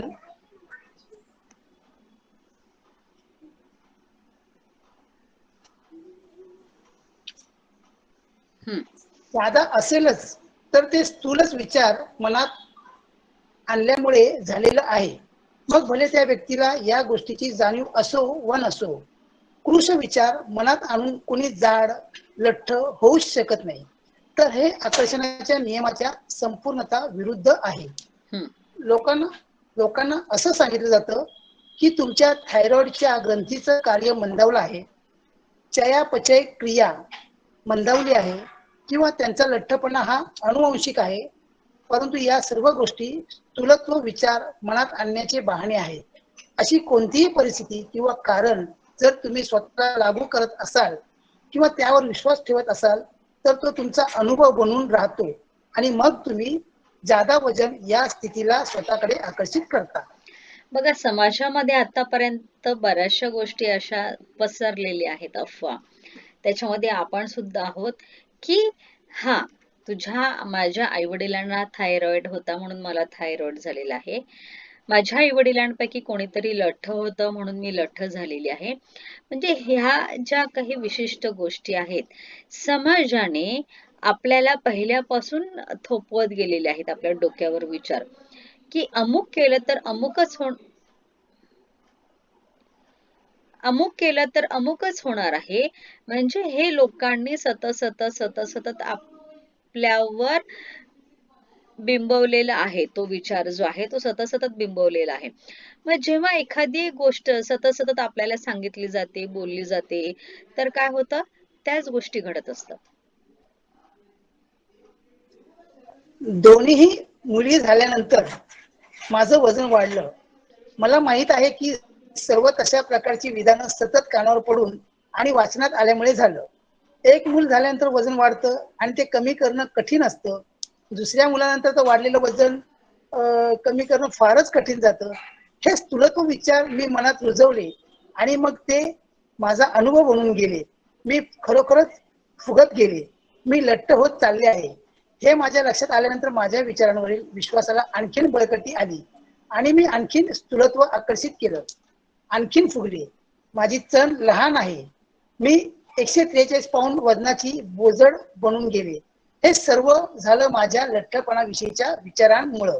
हा इतर बघा स्त्रियांमध्ये बऱ्याच वेळेस या चर्चा होत असतात की पहिला मुलगा झाला म्हणून माझं वजन वाढलेलं आहे, आता दुसऱ्या मुलामुळे माझं डबल वजन वाढलेलं आहे, माझं शरीर फुगत ह्या गोष्टी बरोबर आहे. यांनी सांगितलेल्या ज्या आहेत ह्या गोष्टी नेहमी नेहमी बोलल्या जातात आणि नेहमी नेहमी हेच सांगितलं जातं आपल्याला आपल्या आईकडून किंवा आजीकडून किंवा अवतीभोवती जे काही लोक आहेत त्यांच्याकडून नेहमी नेहमी हे सांगितलं जातं.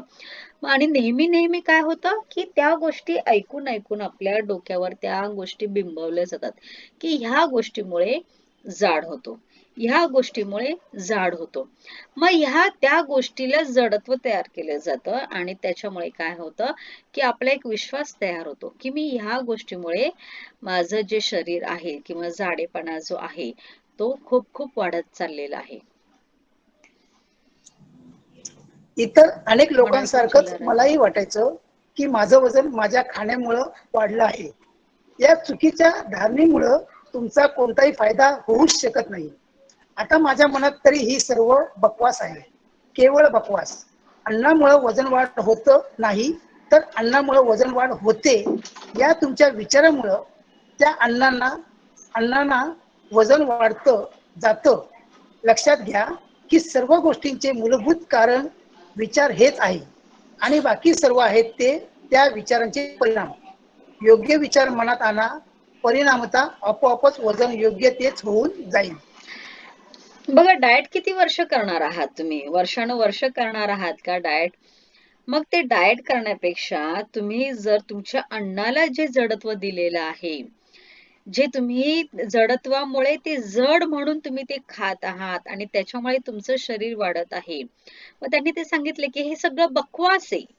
ह्या ज्या आपण संकल्पना आपण निर्माण केलेल्या आहेत, त्या गोष्टी आपण खूप गोष्टी आकर्षित केलेल्या आहेत आणि त्या आकर्षित करून आपण त्याच पद्धतीने त्याच रस्त्यावर आपण जात आहोत. तर आपण काय करायचे, आपली विचार करण्याची पद्धत, आपली विचार करण्याची क्षमता आपण बदलायची की ह्या गोष्टीचा कुठेही कोणताही काही परिणाम होत नाही माझ्या जेवणाचा आणि ह्या गोष्टीचा काही एक संबंध नाहीये. हा, एक मिनिट.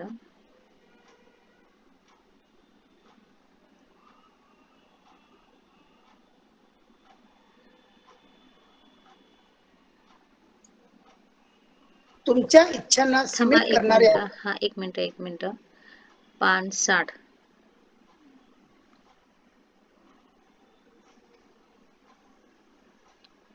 हे किती आहे? 61. हा, वाचा. तुमच्या इच्छांना सीमित करणाऱ्या सर्व विचारांना मनातून काढून टाका. आहारामुळे, अन्नामुळं तुमचं वजन तोपर्यंत वाढणार नाही जोपर्यंत अन्नामुळं तुमचं वजन वाढू शकते असं तुम्हाला वाटत नाही. ज्या विशिष्ट वजनामुळे तुम्हाला छान वाटतं ते तुमच्यासाठी आदर्श वजन हीच आदर्श वजनाची खरी परिभाषा होय. तुम्हाला असा कोणीतरी नक्कीच माहीत असेल जो बारीक आहे, पण अगदी घोड्यासारखं चरत राहतो आणि तरीही अभिमानाने सांगू शकतो, मी मला हवं ते सर्व खाऊ शकतो आणि तरीही माझं वजन बरोबर राहतं. पहा, अल्लाउद्दीनचा दिवा आठवा.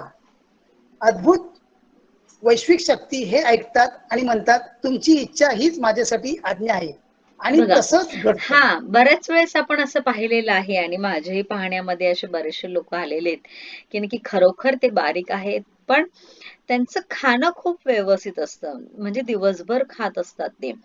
आणि जे खूप जाडजूड लोक आहेत त्यांचा आहार खूप कमी असतो, फार कमी जेवतात ते. परंतु हे जे बारीक लोक आहेत ते काय म्हणतात की नक्की मी खूप खाऊ शकतो अजून आणि तरी सुद्धा माझं वजन खूप छान व्यवस्थित आहे. कारण की त्यांनी ते बिलीव्ह केलेले की मी कितीही खाल्लं तरी मी बारीकच राहणार आहे. हा विचार त्यांनी निर्माण केलेला असल्यामुळे काय झालेलं आहे, अल्लादीनच्या दिव्याप्रमाणे, की ज्याप्रमाणे हा जो अल्लादीन आहे, अल्लादीन त्याच्या जिन्नीला मागत असतो आणि हा जो जिन्नी आहे तो त्याला देत असतो. त्याचप्रमाणे हा बारीक माणूस का म्हणतो की मी किती खाल्लं तरी मी बारीकच राहतो, मी किती खाल्लं तरी बारीकच राहतो. आणि जाड व्यक्ती काय म्हणतो की मी कमी खातो तरी मी जाडच आहे, मी कमी खातो तरी मी जाडच आहे. बघा, आपले शब्द कसे आपल्याकडे परत येतात. हा, तुमच्या रचनात्मक प्रक्रियेचा उपयोग करून आदर्श वजन आणि निरोगी बांधेसूद शरीर आकर्षित करण्यासाठी या पद्धतीचं अनुसरण करा. यासाठी 3 पायऱ्या आहेत. बघा. पायरी 1 हा, मी करा. मगाशी आपण काल जे पाहिलेलं आहे, मागा, विश्वास ठेवा आणि प्राप्ती, ह्याच 3 पायरी इथे आहेत. हं. तुम्हाला तुमचं जे विशिष्ट वजन असावंसं वाटतं त्याबद्दल मनात स्पष्ट कल्पना असू द्या.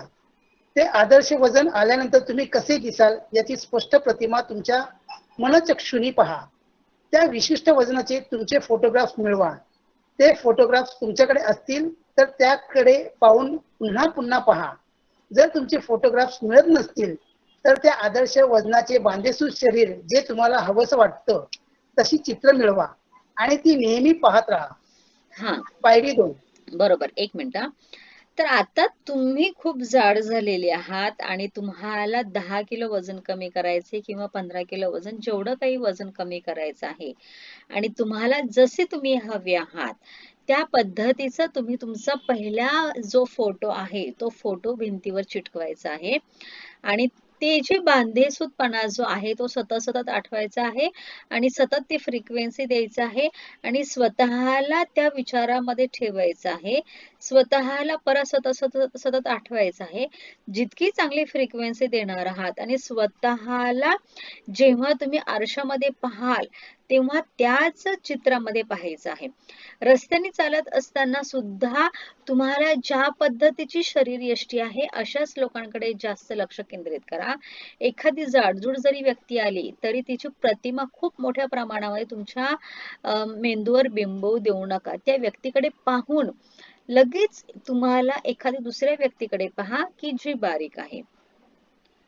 म्हणजे आधी मागायचं आहे की मला एवढं किलो वजन मी झालेली आहे, तेवढं त्या किलो वजनाचं म्हणजे तेवढं ती फिगर असलेलं चित्र तुम्ही लावायचं आहे. पायरी 2, विश्वास बाळगा. असा विश्वास बाळगा की तुम्हाला हवे असलेल्या आदर्श वजनाचे तुम्ही झालेलाच आहात.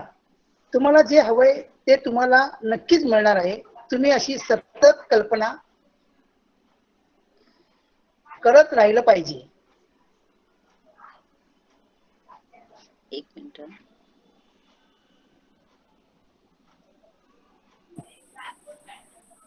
हा. तुमच्या वागण्या बोलण्यातून, हालचालीतून असं सतत जाणवत राहिलं पाहिजे की जणू त्या आदर्श वजनापर्यंत तुम्ही पोहोचलाच आहात. निदान तसा अभिनय तरी करा, करायलाच हवा. स्वतःला त्या आदर्श वजनापर्यंत पोहोचताना पाहायलाच हवं.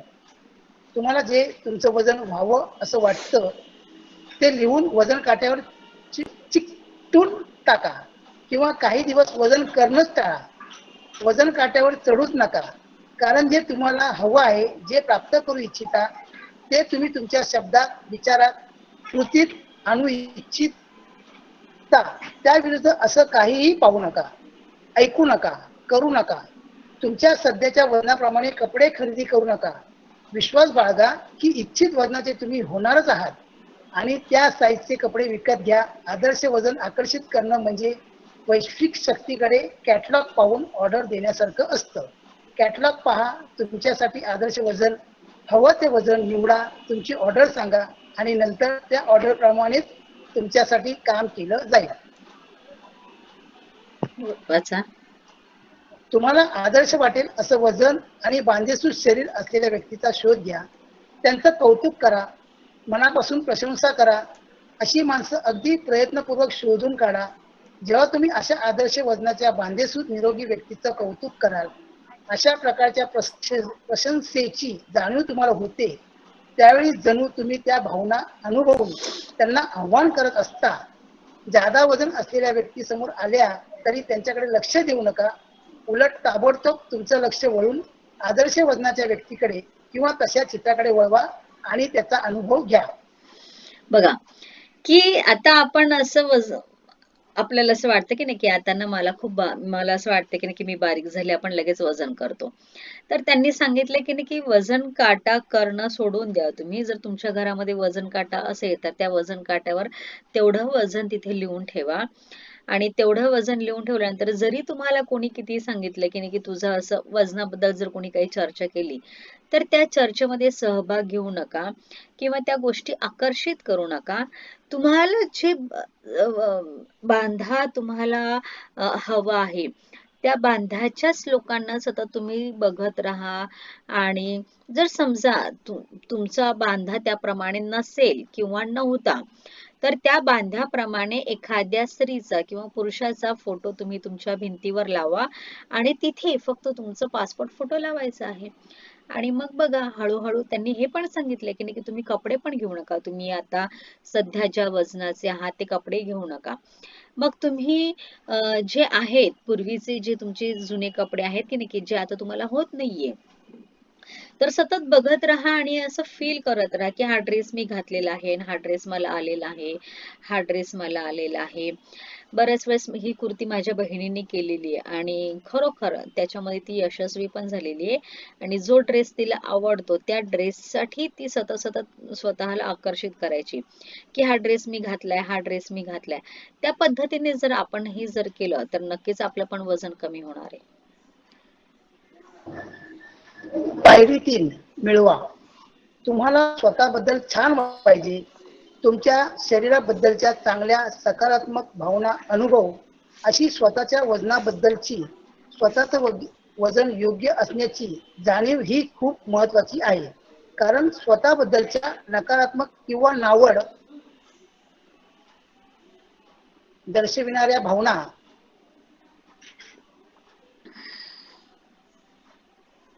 हम्म. मनात ठेवून तुम्ही कधीच आदर्श वजन गाठू शकणार नाही.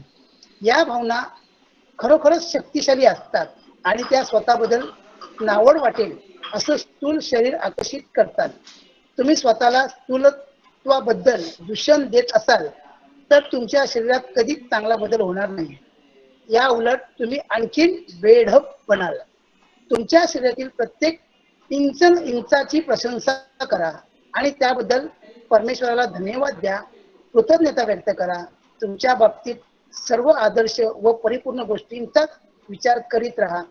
तुम्ही अशा प्रकारचे आदर्श हा, निरोगी बांधेसूद आता जर तुम्ही नेहमी तुमच्या स्थूलपणाच्या जर गोष्टी, एक मिनिट हा. तुम्ही तुमच्या स्थूलपणाच्या गोष्टी जर नेहमी नेहमी बोलत असाल, नेहमी नेहमी आकर्षित करत असाल की माझं वजन असं आहे म्हणून मी हे काम करू शकत नाहीये, मी एवढी जाड झालेली आहे त्याच्यामुळे मी चालू शकत नाहीये, मी एवढी जाड झालेली आहे म्हणून मी बसू शकत नाहीये, अशा गोष्टी जर तुम्ही बोलत राहाल, बेढपपणाच्या गोष्टी जर बोलत राहाल, तर काय होणार आहे की नेहमी नेहमी त्याच गोष्टी तुमच्याकडे आकर्षित होणार आहे. त्यासाठी तुम्हाला काय करायचं आहे की इंचाची प्रशंसा करायची आणि देवाकडे धन्यवाद व्यक्त करायचे, कृतज्ञता व्यक्त करायची. कशासाठी? आदर्श वजनासाठी. हा. तुम्ही अशा प्रकारचे आदर्श निरोगी बांधेसूद शरीराचे अनुभव कल्पना स्तरावर येत असताना तुम्हाला स्वतःबद्दल स्वतःच्या शरीराबद्दल छान वाटतं असतं, तेव्हा तुम्ही आदर्श वजनाच्या फ्रिक्वेन्सीवर असता आणि परिपूर्णतेला आदर्शत्वालाच आव्हान करत असता. वॅलेस वॅटल्स आपल्या एका पुस्तकात खाण्याबद्दल एक खूप टीप देतात. ते असा एक सल्ला देतात की तुम्ही खात असता तेव्हा तुमचं सर्व लक्ष हे चर्वण करणं आणि चव घेण्याच्या अनुभवावर केंद्रित करा. अन्न सेवनाच्या अनुभूतीची संपूर्ण जाणीव घ्या. तुमच्या मनाला अजिबात इकडे तिकडे भरकटू देऊ नका. दुसऱ्या कोणत्याही गोष्टीकडे लक्ष नको. आपल्या शरीरावर लक्ष केंद्रित करा आणि तुमच्या मुखामध्ये अन्नाचं चर्वण होत आहे याची चव, जिभेला मुखाला जाणवणारा स्पर्श, सुवास, या सर्व अणुमूर्तींचा आनंद घ्या. पुढील वेळेला खाणं खाताना हे नक्की अनुभवून पहा. अशा प्रकारे अन्न घेताना जेव्हा तुम्ही संपूर्णतः त्यावर लक्ष केंद्रित करता तेव्हा अन्न खूप चविष्ट, रंगतदार वाटतं. मात्र जेव्हा तुमचं मन इतर गोष्टींकडे भटकत असतं तेव्हा त्याचा स्वाद गायबच होऊन जातो. जेव्हा अन्न सेवन करताना तुम्ही संपूर्णतः वर्तमानात असता आणि तुमचं सर्व लक्ष हे अन्न सेवनाच्या आनंददायी अनुभवावर केंद्रित असतं, तेव्हाच अन्नग्रहण परिपूर्ण पद्धतीने होऊ शकतं. शरीर अन्नाचा योग्य परिपक्व करत आणि तेव्हाच त्या अन्नामुळं आपलं शरीर आदर्श घडू शकतं. बघा माझ्या आपल्याला, लठ्ठपणाची हा, आपल्याला पहिल्यापासूनच असं सांगितलेलं आहे की जेवण करताना बोलायचं नाही किंवा चर्चा करायची नाही किंवा कोणत्याही गोष्टी काढायच्या नाही. त्याचं कारणच असं आहे की जेव्हा आपण जेवण करतो तर जेवण करत असताना ते पूर्ण लक्ष, माझा आवाज डबल का येतोय? हा, आता आला. हा, तर आपण जेवण करत असताना काय होत असतं की आपण टीव्ही पाहतो किंवा गप्पा मारतो. मग त्यांनी असं सांगितलंय की नाही, की तुम्ही कोणतीही गोष्ट करायची नाही जेवण करत असताना. काय करायचं की तुम्ही जे जेवताय त्याच्याकडे लक्ष केंद्रित करायचं आहे. आणि जसं तुम्ही लक्ष केंद्रित करणार, प्रत्येक जे तुम्ही चपाती खाताय, वरण खाताय, भाजी खाताय किंवा पाणी पिताय, त्या सगळ्या गोष्टीकडे तुम्ही लक्ष केंद्रित करायचे. आणि त्या इकडे-तिकडे आपण आपलं मन भटकू द्यायचं नाहीये. आणि जितकं तुम्ही त्या गोष्टीकडे लक्ष केंद्रित करणार आहात, तितक्या आनंदाने आपण अन्नाचं सेवन करणार आहोत. जितक्या आनंदाने आपण अन्नाचं सेवन करणार आहोत, तितक्या उत्तमरित्या ते आपल्या शरीरामध्ये जाणार आहे. जितक्या उत्तमरित्या आपल्या शरीरामध्ये जाणार आहे, तितकं आपलं शरीर उत्तम राहणार आहे. शरीर उत्तम राहिलं की मन उत्तम राहणार आहे. दुसऱ्या कोणत्याच गोष्टी, वाईट गोष्टी आपल्या मनामध्ये येणार नाही. आता आपण बघा जेवण करतोय, जेवण करता करता जर आपण सिरियल पाहतोय, सास भी कभी बहू थी वगैरे, किंवा अशा बाकी अशी काही गॉसिपिंग करणारे किंवा चिडचिड करणारे किंवा समाचार वगैरे असे न्यूज, हे जर आपण पाहिलं तर काय करतोय आपण, त्या सगळी वाईट भावना आपण आपल्या पोटामध्ये घालत आहोत. त्याच्यामुळे जेवणाचा स्पर्श बघा, भाताचा स्पर्श हा वेगळा आहे, भाजीचा स्पर्श हा वेगळा आहे. हा सगळा स्पर्श आपण अनुभवायचा आहे, चव अनुभवायची आहे. आणि ज्या पद्धतीने बघा, एखादा अभ्यास कधी लक्षात राहतो, जेव्हा तो अभ्यास आपण एकाग्रतेने करतो तेव्हा ते आपला अभ्यास लक्षात राहतो. किंवा एखादा स्वयंपाक चांगलं कधी होतं, जेव्हा आपण ते स्वयंपाक करताना पूर्ण मन लावून स्वयंपाक करतो तेव्हा ते स्वयंपाक चांगलं होत असतं. आणि त्याच पद्धतीने जर आपण ते जेवण जर छान मन लावून जेवलं तर आपलं शरीरही चांगलं राहणार आहे आणि आपले विचार पण चांगले राहणार आहेत. हा. माझ्या लठ्ठपणाच्या कथेचा गोड शेवट हाच की आता माझं वजन अगदी योग्य 116 पाऊंड आहे. मी हवं ते, आवडतं ते सर्व काही खाऊ शकते. म्हणूनच आपल्या आदर्श वजनावर सर्व लक्ष केंद्रित करा. एक मिनिट, बॅटरी लो झाली, बॅटरी लो झाली.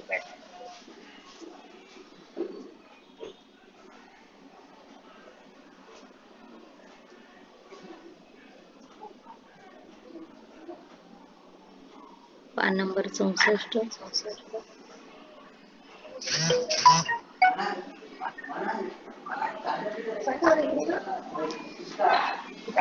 पान नंबर 64 गाणी दिसत आहे.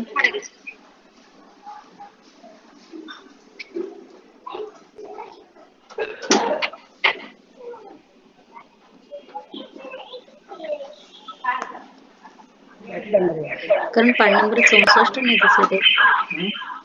पान नंबर 64 नाही दिसत आहे.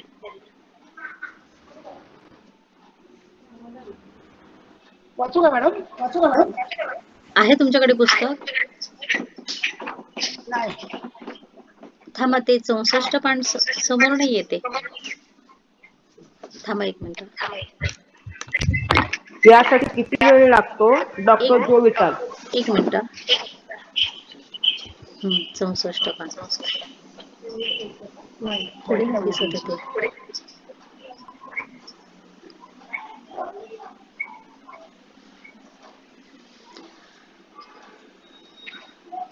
पुढे घे.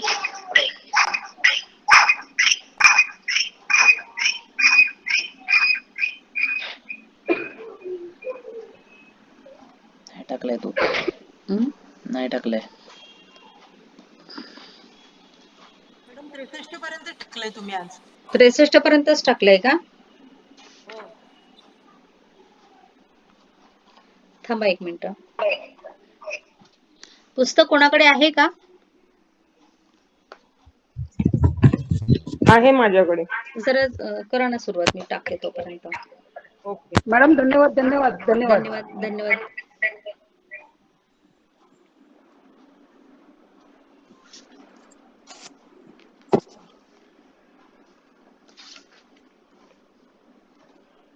वाचू का? हा वाचा ना. यासाठी किती वेळ लागतो? डॉक्टर जो विटाल. लोक आणखीन एक प्रश्न जरूर विचारतात. किती काळ, व्यक्ती, पैसे प्रगट होण्यासाठी किती वेळ लागेल? अशी कोणतीही नियमावली माझ्यापाशी नाही की ज्यानुसार अमुक गोष्ट अस्तित्वात येण्यासाठी 30 मिनिटे किंवा 3 दिवस किंवा 30 दिवस लागतील असं काही सांगता येईल. हे तर तुम्ही आणि वैश्विक शक्ती किती एकरूप होता यावर अवलंबून आहे. तुमच्या एकात्मतेचा मामला आहे. वेळ हा केवळ एक भ्रम आहे हे आपल्याला आईन्स्टाईननेच सांगितलं. आपण जर ही गोष्ट प्रथमच ऐकली असेल तर मात्र तुम्हाला ही संकल्पना समजून घेणं थोडंसं कठीण वाटेल. कारण तुम्ही एक गोष्ट घडताना पाहतात, त्यानंतर दुसरी, नंतर तिसरी. क्वांटम फिजिक्सचे शास्त्रज्ञ आणि आईन्स्टाईन आपल्याला सांगतात की ब्रह्मांडात एकाच वेळी अनंत गोष्टी घडत असतात. जर तुम्ही समजून घेतलं की ही गोष्ट अस्तित्वात नाही आणि ही संकल्पना एकदा का स्वीकारली की तुमच्या लक्षात येईल की जे तुम्हाला भविष्यात हवं आहे ते आधी अस्तित्वात आहे. जर सर्व गोष्टी एकाच वेळी घडत असतील तर तुम्ही आणि तुमच्या इच्छित गोष्टी याचं समांतर रूप सुद्धा आधीच अस्तित्वात आहे असतं. हा, यासाठी किती वेळ लागतो बघा. आतापर्यंत आपण ह्या 3 टप्प्यापर्यंत आपण आलेलो आहोत. 3 टप्प्यापर्यंत आल्यानंतर जर माझे हे काही स्वप्न आहे किंवा आता त्यांनी शरीराचं उदाहरण दिलेलं आहे की मला बारीक व्हायचं आहे, मग मी ही फ्रिक्वेन्सी दिलेली आहे आणि ही फ्रिक्वेन्सी दिल्यानंतर मग किती काळानंतर मी बारीक होणार आहे. मग त्यांनी काय सांगितले की वेळ हा एक भ्रम आहे. तर याला कोणत्याही प्रकारचं आपल्याला कारण म्हणजे वेळ देता येणार नाहीये. कारण की मुळातच ही जी वेळ आहे ही जी म्हणजे तुम्ही किती मनापासून करता, तुम्ही जितकं मनापासून करणार आहात ती गोष्ट तितकी ती लवकर तुमच्याकडे आकर्षित होणार आहे. आणि जितकं तुम्ही अगदी करायचं म्हणून जर करायचं असेल तर त्या पद्धतीने ती गोष्ट तुमच्याकडे आकर्षित होत असते. म्हणजे की हे जे आहे, जी वेळ जी आहे ही वेळ तुमच्याच हातात आहे. खरं म्हणजे वैश्विक शक्तींना तुमची इच्छित गोष्ट अस्तित्वात आणण्यासाठी जरा सुद्धा वेळ लागत नाही. जो काही उशीर तुम्हाला जाणवतो तो तुम्हीच केलेला उशीर असतो. विश्वास ठेवण्यात, जाणण्यात किंवा ती गोष्ट तुमच्या जीवनात आधीच आहे असं अनुभवण्यास तुम्हाला जे हवं आहे त्याच्या फ्रिक्वेन्सीवर स्वतःला नेऊन ठेवण्यासाठी जो वेळ लावता तो हा वेळ असतो. जेव्हा तुम्ही त्या विशिष्ट फ्रिक्वेन्सीवर स्वतःला पोहोचवितात तेव्हा ताबडतोब तुम्हाला हवी असलेली गोष्ट प्रगट होते. मग ती वस्तू, व्यक्ती, घटना, परिस्थिती काहीही असो. बरोबर, जे तुम्हाला हवं आहे त्या फ्रिक्वेन्सी मध्ये जर तुम्ही राहिले म्हणजे त्या अनुभवामध्ये राहिले की मी आता एवढी बारीक झालेली आहे, मला मी स्वतःकडे पाहत असताना, आरशामध्ये पाहत असताना मी जर त्याच पद्धतीने पाहते तर तुम्हाला त्या वेळेची गरज नाहीये की मला एवढा कधी मी म्हणजे वाट बघायची गरज नाहीये. का? कारण की मी ते फील करते आहे की माझं एवढं वजन झालेलं आहे म्हणून. आणि हा अनुभव मी सुद्धा स्वतः घेते आहे की नक्की आपण जेव्हा त्या गोष्टीमध्ये जेव्हा इन्व्हॉल्व होतो, म्हणजे बाकी कोणाला काही वाटो, मला त्याच्याशी काही देणं घेणं नाही, पण मला असं जाणवतंय, मला हे फील होतंय की माझं एवढं वजन झालेलं आहे. आणि मग जेवढं आपल्याला ते फील होतं, जेवढं ते जाणवतं आपल्याला, तेवढं आपण आपल्या आनंदामध्ये राहतो. Law of attraction. त्याच्यामुळे काय होतं की लवकर ह्या सगळ्या गोष्टी ज्या आहेत ह्या गोष्टी आपल्याकडे आकर्षित होत असतात. हा. Bob Doyle. आकार ब्रह्मांडासाठी काहीच नाही. वैज्ञानिक स्तरावर एखाद्या आपल्याला प्रचंड मोठ्या वाटणाऱ्या गोष्टीला आकर्षित करणं हेही जरा सुद्धा कठीण नाही. एखादा सूक्ष्म लहान गोष्टीला आकर्षित करण्याइतकंच ते ब्रह्मांडासाठी सोपं आहे. वैश्विक शक्ती हे सर्व अगदी सहज पार पडतात. शून्य परिश्रम. गवत वाढतं तेव्हा त्याला नाही त्या परिश्रम गवत वाढतं तेव्हा त्याला नाही ना परिश्रम होतं, ते सहज नैसर्गिकपणे वाढतं. ही तर महान ईश्वरी योजना आहे. सर्व काही निर्भय आहे हे एकाच गोष्टीवर, तुमच्या मनात काय चाललं आहे यावर आपला आपणच म्हणतो की ही गोष्ट मोठी आहे, ही गोष्ट अस्तित्वात येण्यासाठी थोडा वेळ लागेल, किंवा ही गोष्ट छोटी आहे त्यासाठी तासाभराचा वेळ पुरेसा आहे. हे आपले आडाखे आडाखे आणि नियम ही आपली ही झाली आपली परिभाषा. ब्रह्मांडासाठी उशीर लागणं वगैरे सारख्या कोणताही नियम नाही. तुम्ही इच्छित गोष्ट आता सध्या ताबडतोब मिळण्याच्या भावना निर्माण करा. एक वैश्विक मिनिट शक्ती हा. लगेच 65 प्रतिक्रिया. पान, एक मिनिट 65 पान येत नाहीये.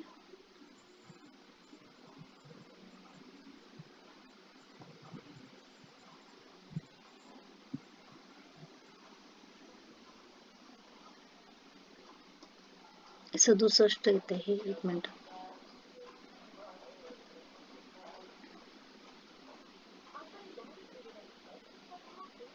सहासष्ट, 65 पान नाही येते. 65 पान, 65 दिसतच नाही मला ते. 65 हा. थांब आता ऐकायचं. हा वाचा मॅडम. परत पहिल्यापासून वाचू. नाही पुढे वाचा. हा. वगैरे सारख्या कोणताही नियम नाही. तुम्ही इच्छित गोष्ट आता सध्या ताबडतोब मिळण्याच्या भावना निर्माण करा. वैश्विक शक्ती लगेच प्रतिक्रिया दर्शवतील, मग ती गोष्ट कोणतीही काहीही असो. ब्रह्मांडासाठी वेळ किंवा आकार याचं काहीही महत्व नाही. वैश्विक शक्तीसाठी वेळ आकार काहीच नाही. एकदा डॉलरला अस्तित्वात आणलं जितकं सोपं आहे, तितक्याच 10 लाख डॉलर्सना प्रतिक्रिया तीच आहे. हा, एखादी गोष्ट म्हणजे 10 रुपये आकर्षित करणं जितकं सोपं आहे, तेवढं 10 लाख डॉलर किंवा 1 करोड गोष्ट सुद्धा आकर्षित करणं तेवढंच सोपं आहे. का? कारण की मगाशी सांगितल्याप्रमाणे की कोणत्याही गोष्टीचा एक वेळ अशी नसते. तुम्ही स्वतः त्या गोष्टीला जेव्हा त्या गोष्टीमध्ये वाहून घेता, ते पैसे मला मिळालेले आहेत आणि ते पैसे कुठे कुठे तुम्ही खर्च करताय, हे जेव्हा तुम्ही स्वतः त्याचं नियोजन करत आणि त्याच्यामध्ये स्वतःला वाहून घेतात, तेव्हा लवकरच त्या पैशाची फ्रिक्वेन्सी तुमच्याकडे येते. तुम्ही देता कारण की ती फ्रिक्वेन्सी, आणि त्याप्रमाणे ते पैसे खूप लवकर तुमच्याकडे परत येत असतात. हा, वाचा. तितकंच 10 लाख डॉलर्सना प्रतिक्रिया हीच आहे. एखादी गोष्ट लवकर मिळते, एखादी उशिरा. याचं एकुलतं एक उदाहरण हेच की तुमच्या मनातील त्याच्याविषयी विचार. कारण तुम्हाला वाटतं की 10 लाख डॉलर्स ही खूप मोठी रक्कम आहे, यासाठी जास्त वेळ लागणार. $1 ही काही फारशी मोठी रक्कम नाही. Bob Doyle. काही जण छोट्या छोट्या गोष्टी मिळवणं सोपं वाटतं, म्हणूनच आम्ही कधी कधी असं सांगतो की अगदी लहान लहान गोष्टीपासून हा, सुरुवात करा. एक मिनिट.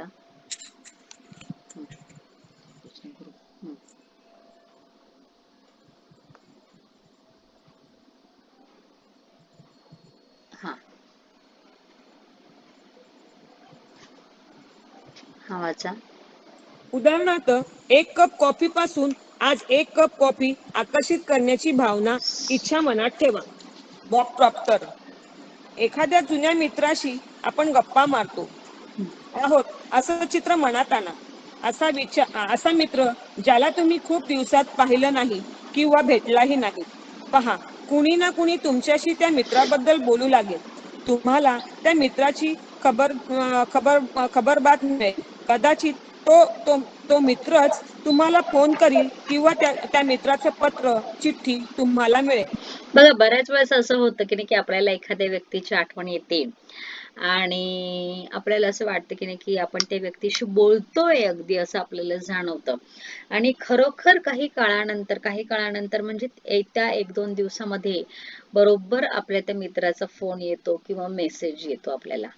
हा, आकर्षणाचा नियम प्रत्यक्षात आलेल्या अनुभवाचा असेल, स्वतःच्या डोळ्यांनी पाहायचा असेल, तर अशा छोट्या छोट्या गोष्टीपासून सुरुवात करा.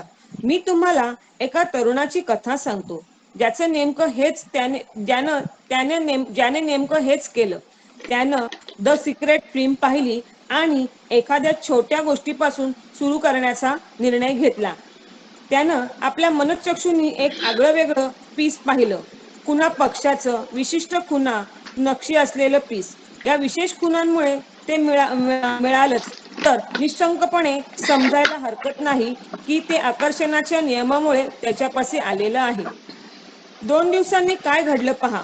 तो न्यूयॉर्क शहरातील एका उंच इमारतीकडे चालला होता. तो सांगत होता की काय झालं कुणास ठाऊक. त्यानं अचानक खाली पाहिलं आणि त्याच्या पायाजवळ इमारतीच्या गेटपाशी एक पीस पडलं होतं. अगदी तेच पीस जे त्यानं आपल्या कल्पनेत मानसचित्रात पाहिलं होतं. त्या विशेष खाणाखुणासकट तो आश्चर्यचकित झाला. त्याच्या मनात कोणतीच शंका आता पाहिली नव्हती की आकर्षणाचा नियम आपल्या सामर्थ्यानिशी अचूकतेचं कार्य करतो. म्हणूनच हे पीस आपल्यापाशी आलं. स्वतःच्या आश्चर्यकारक शक्तीची सामर्थ्याची त्याला जाणीव झाली. मनशक्तीने एखादी विशिष्ट गोष्ट स्वतःकडे आकर्षित करण्याच्या आपली क्षमता त्याच्या लक्षात आली. आता दृढ श्रद्धेने आणि विश्वासानं आणखीन मोठ्या मोठ्या गोष्टी तो स्वतःकडे आकर्षित करू लागला. हा, की बघा त्यांनी इथे एक अशी गोष्ट सांगितलेली आहे की त्याने मनचक्षुंनी एक आगळं वेगळं पीस पाहिलेलं आहे आणि त्याला 2 दिवसानंतर त्याला ते न्यूयॉर्क शहरातील एका उंच इमारतीकडे चालत होता तेव्हा अचानक त्याला ते पीस दिसलेलं आहे. म्हणजे त्यांनी असं सांगितलेलं आहे की जेव्हा आपण आपल्या मनचक्षुने एखादी गोष्ट आकर्षित करतो तेव्हा ती गोष्ट आपल्याकडे आपोआप येत असते. का? कारण की जितकं तुम्ही त्या गोष्टीला खूप छानपैकी फ्रिक्वेन्सी देता आणि जितकं छान छान तुम्ही आकर्षित करता, म्हणजे याचा अर्थ काय की इथे तुम्ही तुमच्या शक्तीचा वापर करायचा आहे. तुम्ही किती शक्तीने म्हणजे किती कल्पनेने किती स्वतःला त्याच्यामध्ये वाहून घेताय आणि किती ते आल्याचं ते प्राप्त करताय, फील करताय, त्या पद्धतीने तुमच्याकडे ती वस्तू मिळत असते. जे तुम्ही स्वप्न पाहता ते तुमच्याकडे येत असतं. मग एखादं एक जे स्वप्न आहे ते लवकर पूर्ण होत असतं. एखादं एक स्वप्न जे आहे ते उशिरा पूर्ण होत असतं. का? कारण की त्याला कारण हेच आहे की आपली फ्रिक्वेन्सी. कधी कधी ना आपल्याला आपल्या अवतीभोवतीचे लोक आपलं माइंड थोडं डिस्टर्ब करतात की नाही तुला आता हे मिळणारच नाही, कसं काय मिळेल, तुझं तर वय झालेलं आहे.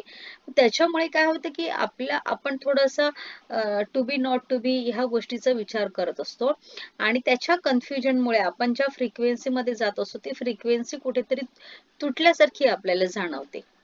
हा. डेव्हिड स्कमर्स, गुंतवणूक तज्ज्ञ, प्रशिक्षक, संपत्ती विषय सल्लागार. लोकांना आश्चर्य वाटतं की मला नेहमी पार्किंगसाठी जागा कशी काय मिळते. रहस्य जाणून घेतल्यानंतर हे माझ्या बाबतीत नेहमीच घडत आलंय. मला हव्या त्या जागी मी कार पार्किंग केलेलं आहे असं चित्र मी कल्पनेत आणतो आणि 95% वेळा ती जागा मला मिळतेच आणि मी सरळ जाऊन तेथे कार पार्क करतो. 5% वेळा असं होतं की मला फार तर 1-2 मिनिटं वाट पाहावी लागते. त्या जागेवरील कार बाहेर काढली जाते आणि मी आत शिरतो. बहुतेक वेळा अगदी तसंच घडतं. आता तुम्हाला कदाचित कळेल की जो माणूस मनात म्हणतो मला नेहमी पार्किंगसाठी चांगली जागा मिळते बरोबर आहे. त्याला मिळते. Law of attraction. जर तुम्ही सतत म्हणाल की नक्की मला जागा पार्किंगसाठी मिळणार आहे, मला जागा पार्किंगसाठी मिळणार आहे, तर तुम्हाला परफेक्ट त्याच ठिकाणी पार्किंगसाठी जागा मिळत असते. मला ट्रेन मिळणार आहे, मला ट्रेन मिळणार आहे, मला बस मिळणार आहे, मला रिक्षा मिळणार आहे. जेव्हा तुम्ही ती फ्रिक्वेन्सी देता तेव्हा तुम्हाला ते वाहन मिळत असतं. पण जर तुम्ही घरातूनच जर बोललात की अरे बापरे मला आता उशीर झालाय, मी काही लवकर पोहोचणार नाहीये, इथे तुम्ही काय फ्रिक्वेन्सी देताय, निगेटिव्ह देताय की नाही, की मला उशीर झाला, मला ट्रेन नाही मिळणार, म्हणजे तुम्हाला ती ट्रेन मिळतच नाही. हे पण एक आहे. म्हणून असं बोला की जेणेकरून तुम्हाला ती गोष्ट मिळेल. नाही मला मला ट्रेन मिळणारच आहे, मला ट्रेन मिळणारच आहे, मला, म्हणजे तुम्ही जर बोलत राहाल की नाही की मला मिळणार आहे, तर हे वैश्विक शक्ती काय म्हणते की हिला ट्रेन मिळणारच आहे. मग ती ट्रेन तुम्ही जाईपर्यंत कुठेतरी सिग्नल लागेल किंवा कुठेतरी थांबेल आणि जोपर्यंत तुम्ही स्टेशनला पोहोचणार नाही तोपर्यंत ती ट्रेन प्लॅटफॉर्मला सुद्धा येणार नाही. आपल्या याच्यामध्ये शेअरिंग सुद्धा हे केलेलं होतं की नक्की त्यांना जाण्यासाठी अर्धा तास उशीर झालेला होता, पण तरी सुद्धा त्यांना ती ट्रेन मिळालेली होती. का? कारण की त्याला कारणच हे आहे. मी नशीबवान आहे. मला एका पाठोपाठ एक हव्या त्या गोष्टी मिळत जातात. तो नेहमी यशस्वी होतो. या व्यक्ती इच्छापूर्ती होईलच अशी अपेक्षा बाळगतात. म्हणूनच महान गोष्टींची अपेक्षा करा. तसं करत गेल्यामुळे तुम्ही स्वतःच तुमचं जीवन इच्छेनुरूप घडवाल.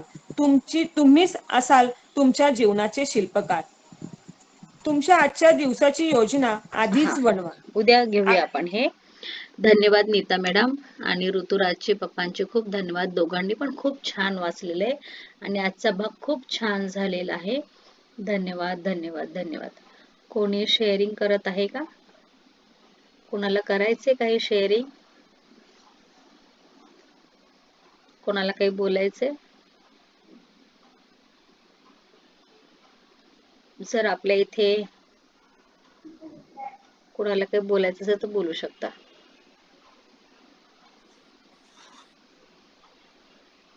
हा मॅडम, मगाशी ते जेवणाचं काहीतरी आलं होतं बघा संदर्भ. काय मॅडम? हा यस, हा हा हा हा हा. हा.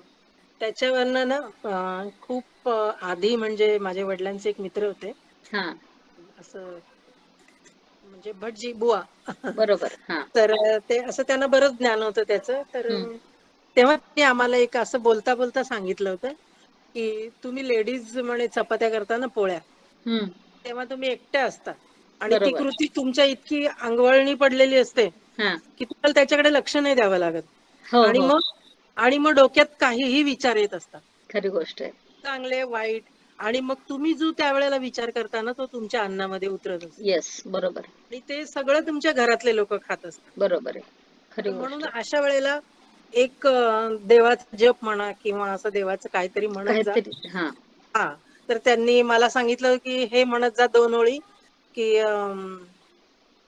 कृष्णाचं नाही का, हे नाथ नारायण वासुदेवा, हा हा हा श्रीकृष्ण गोविंद हरे हा हा. मुरारी, येस हे येस, नाथ नारायण वासुदेवा. बरोबर असं आहे. म्हणे तालासुरात अगदी चालीवर तू छानपैकी ह्या 2च ओळी. आता आपल्या किती असतात चपात्या? 8 नाही तर 10 असतात. बरोबर आहे. बरोबर पण आहे. तरी पण आता काही लोकांचं एकत्र कुटुंब वगैरे असतं तर मग ते खूप असतं ना ते. जास्त करावे तर लागतात. म्हणे असं तू सुद्धा तुझ्या संपर्कात येणाऱ्या सगळ्यांना सांगत जा म्हणे असं. हो, खरी गोष्ट पोळ्या आहे. करताना ह्या 2 ओळी म्हणत जा. तर बरोबर. तसाच आज संदर्भ आला होता बघा. हो हो हो हो, हो ना. मला तसंच ती आलं. ते ऐकल्यानंतर मला त्यांची एकदम आठवण त्यांची झाली. आठवण त्यांनी हे झाली. मला खूप वर्षापूर्वी सांगितलेलं आहे अच्छा, आणि मी ते आजही अंमलात आणते. खूप छान. कारण आपण लेडीज जो स्वयंपाक करतो ना, हम्म. तर मला त्यांनी सांगितलं की तुम्ही जो स्वयंपाक करता आणि स्वयंपाक करताना अर्थातच तुम्ही मुलासाठी, नवऱ्यासाठी, ज्याच्यावर तुमचं अत्यंत प्रेम असतं, प्रेमाने करता तुम्ही त्यांच्यासाठी. पण जे विचार येतात ते तुम्ही आणत नाहीत, ते आपोआप बरोबर, येतात तुमच्या आपोआप डोक्यामध्ये. येतात. आणि मग ते प्रेमाबरोबर ते तुमचे वाईट विचार पण त्या अन्नामध्ये जातात. हो, खरी गोष्ट म्हणून आहे. तुम्ही जितक्या प्रेमाने नवऱ्यासाठी, मुलांसाठी, सासू सासऱ्यांसाठी, घरातल्या कोणासाठी स्वयंपाक बनवता, तर त्याच्यामध्ये हे पण टाका, भक्तिभाव. म्हणजे वाईट विचार तुमच्या मनात येणारच नाही. बरोबर आहे. आता आपल्या ग्रुपमध्ये बरेचशे लेडीज आहेत म्हणून मला हे सांगावंसं वाटलंय, हो हो, शेअर नक्कीच. करावंसं वाटलंय की खरंच. असं करत जा पोळ्या करताना. हो हो हो हो, करतो बरोबर आणि आहे. मॅडम. कुकर लावणं, वरण करणं वगैरे त्यावेळेला बघा आपल्याला अटेन्शन द्यावं लागतं. हम्म. फोडणी जळाली, ह्याच्यानंतर हे टाकायचं, ह्याच्यानंतर हे टाकायचं. पण पोळ्या करताना आपल्याला अजिबात अटेन्शन द्यावं लागत नाही. नाही. आपण अगदी यंत्रासारख्या त्या करतो. त्यामुळे ते डोक्यामध्ये विचार येतात आणि त्यावेळेला ते येऊ नयेत म्हणून हे देवाचं काहीतरी असं म्हणायचं. हो, हा. बरोबर आहे. खरी. धन्यवाद, धन्यवाद, धन्यवाद धन्यवाद. धन्यवाद धन्यवाद. खरंच आहे, खूप छान आहे. किंवा काहींच्या घरामध्ये ना ते मंत्राचं पण असतं की नाही, की ते मंत्र चालू ठेवतात नाही, आम्ही घरामध्ये. करतो मॅडम. ओम श्री गुरु दत्तात्रय श्रीपाद श्री वल्लभाय नमः हाच हम्म. मंत्र म्हणायचा. पोळी बरोबर, पोळी हातात म्हणजे ती सवयच होऊन गेलेली की सवयच होऊन पोळीचं गेलेली. पीठ हातात आल्याबरोबर ते मंत्र चालूच होतात. खरी की गोष्ट जसं आहे. आपण म्हणजे चांगले विचार मनात असताना जर आपण स्वयंपाक करतो तर ते त्या अन्नामध्ये ते चांगलेच विचार उतरतात. म्हणजे त्या बरोबर आहे. खाणाऱ्याला सुद्धा वाईट विचार येत नाही, तोही ते चांगलेच विचार चांगलेच विचार. ग्रहण करतो. बरोबर असं. आहे, खरी गोष्ट आहे. खूप छान शेअरिंग आहे दोघींचं. धन्यवाद धन्यवाद धन्यवाद. अजून कोणाला धन्यवाद काही बोलायचंय? धन्यवाद धन्यवाद मॅडम. कोणाला काही बोलायचं आहे? जादूच्या दुनियेमध्ये आल्यामुळे राहिले ज्यांच्याकडे पैसे अडकलेले ते पैसे परत यायला लागले आता. वाव, नीता मॅडम जादू होते हा. हो, हो. म्हणजे हळूहळू आता प्रत्येक जण एक एक जण आता द्यायला लागलेले आहेत. म्हटलं जादू व्हायला लागली. बरोबर आहे. किती छान. मस्त.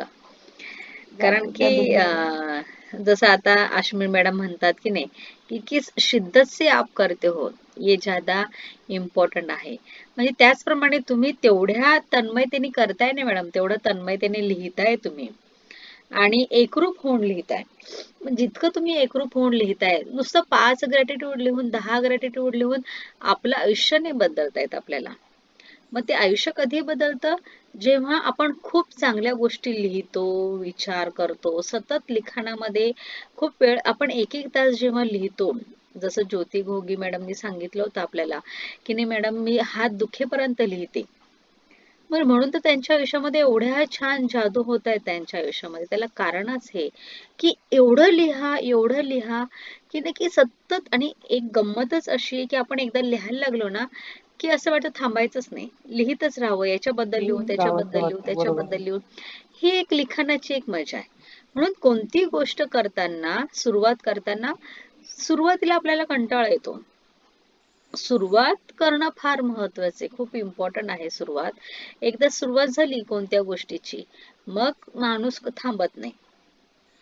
ही एक मजा आहे. त्यामुळे विशेष म्हणजे माझी बीपी सुद्धा मॅडम जो 150 155 होता तो आता 130 वर आलेला आहे. अरे वा.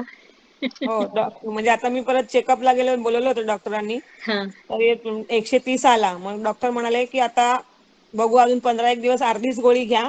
हा. मग वाटलं तर मग बंद होईल. म्हटलं बंद होणारच आहे, मला माहिती आहे. म्हटलं बंद होणार आहे. खरंय. थायरॉइडची गोळी पण बंद होणार आहे म्हटलं, बीपीची पण बंद होणार आहे. कधी नक्कीच. नव्हताच आपल्याला, पण तो हा. आता आला असेल कशामुळे तरी, पण कशामुळे? तो बंदच होणार आहे म्हटलं. बरोबर आहे. खरी मनामध्ये गोष्ट. हीच भावना ठेवली की बंद होणार आहे. बरोबर आहे. नक्कीच. छान. म्हणजे जितकं आपण असं कॉन्फिडन्सपणे राहणार आहोत, की नक्की मला हे मिळणारच आहे. मला हे मिळणारच आहे आणि माझं हे आरोग्य जे आहे ते चांगलंच राहणार आहे. तेवढ्या त्या पद्धतीने ते सगळ्या गोष्टी मिळत असतात आपल्याला. त्यामुळे धन्यवाद, धन्यवाद, धन्यवाद. धन्यवाद, धन्यवाद, धन्यवाद.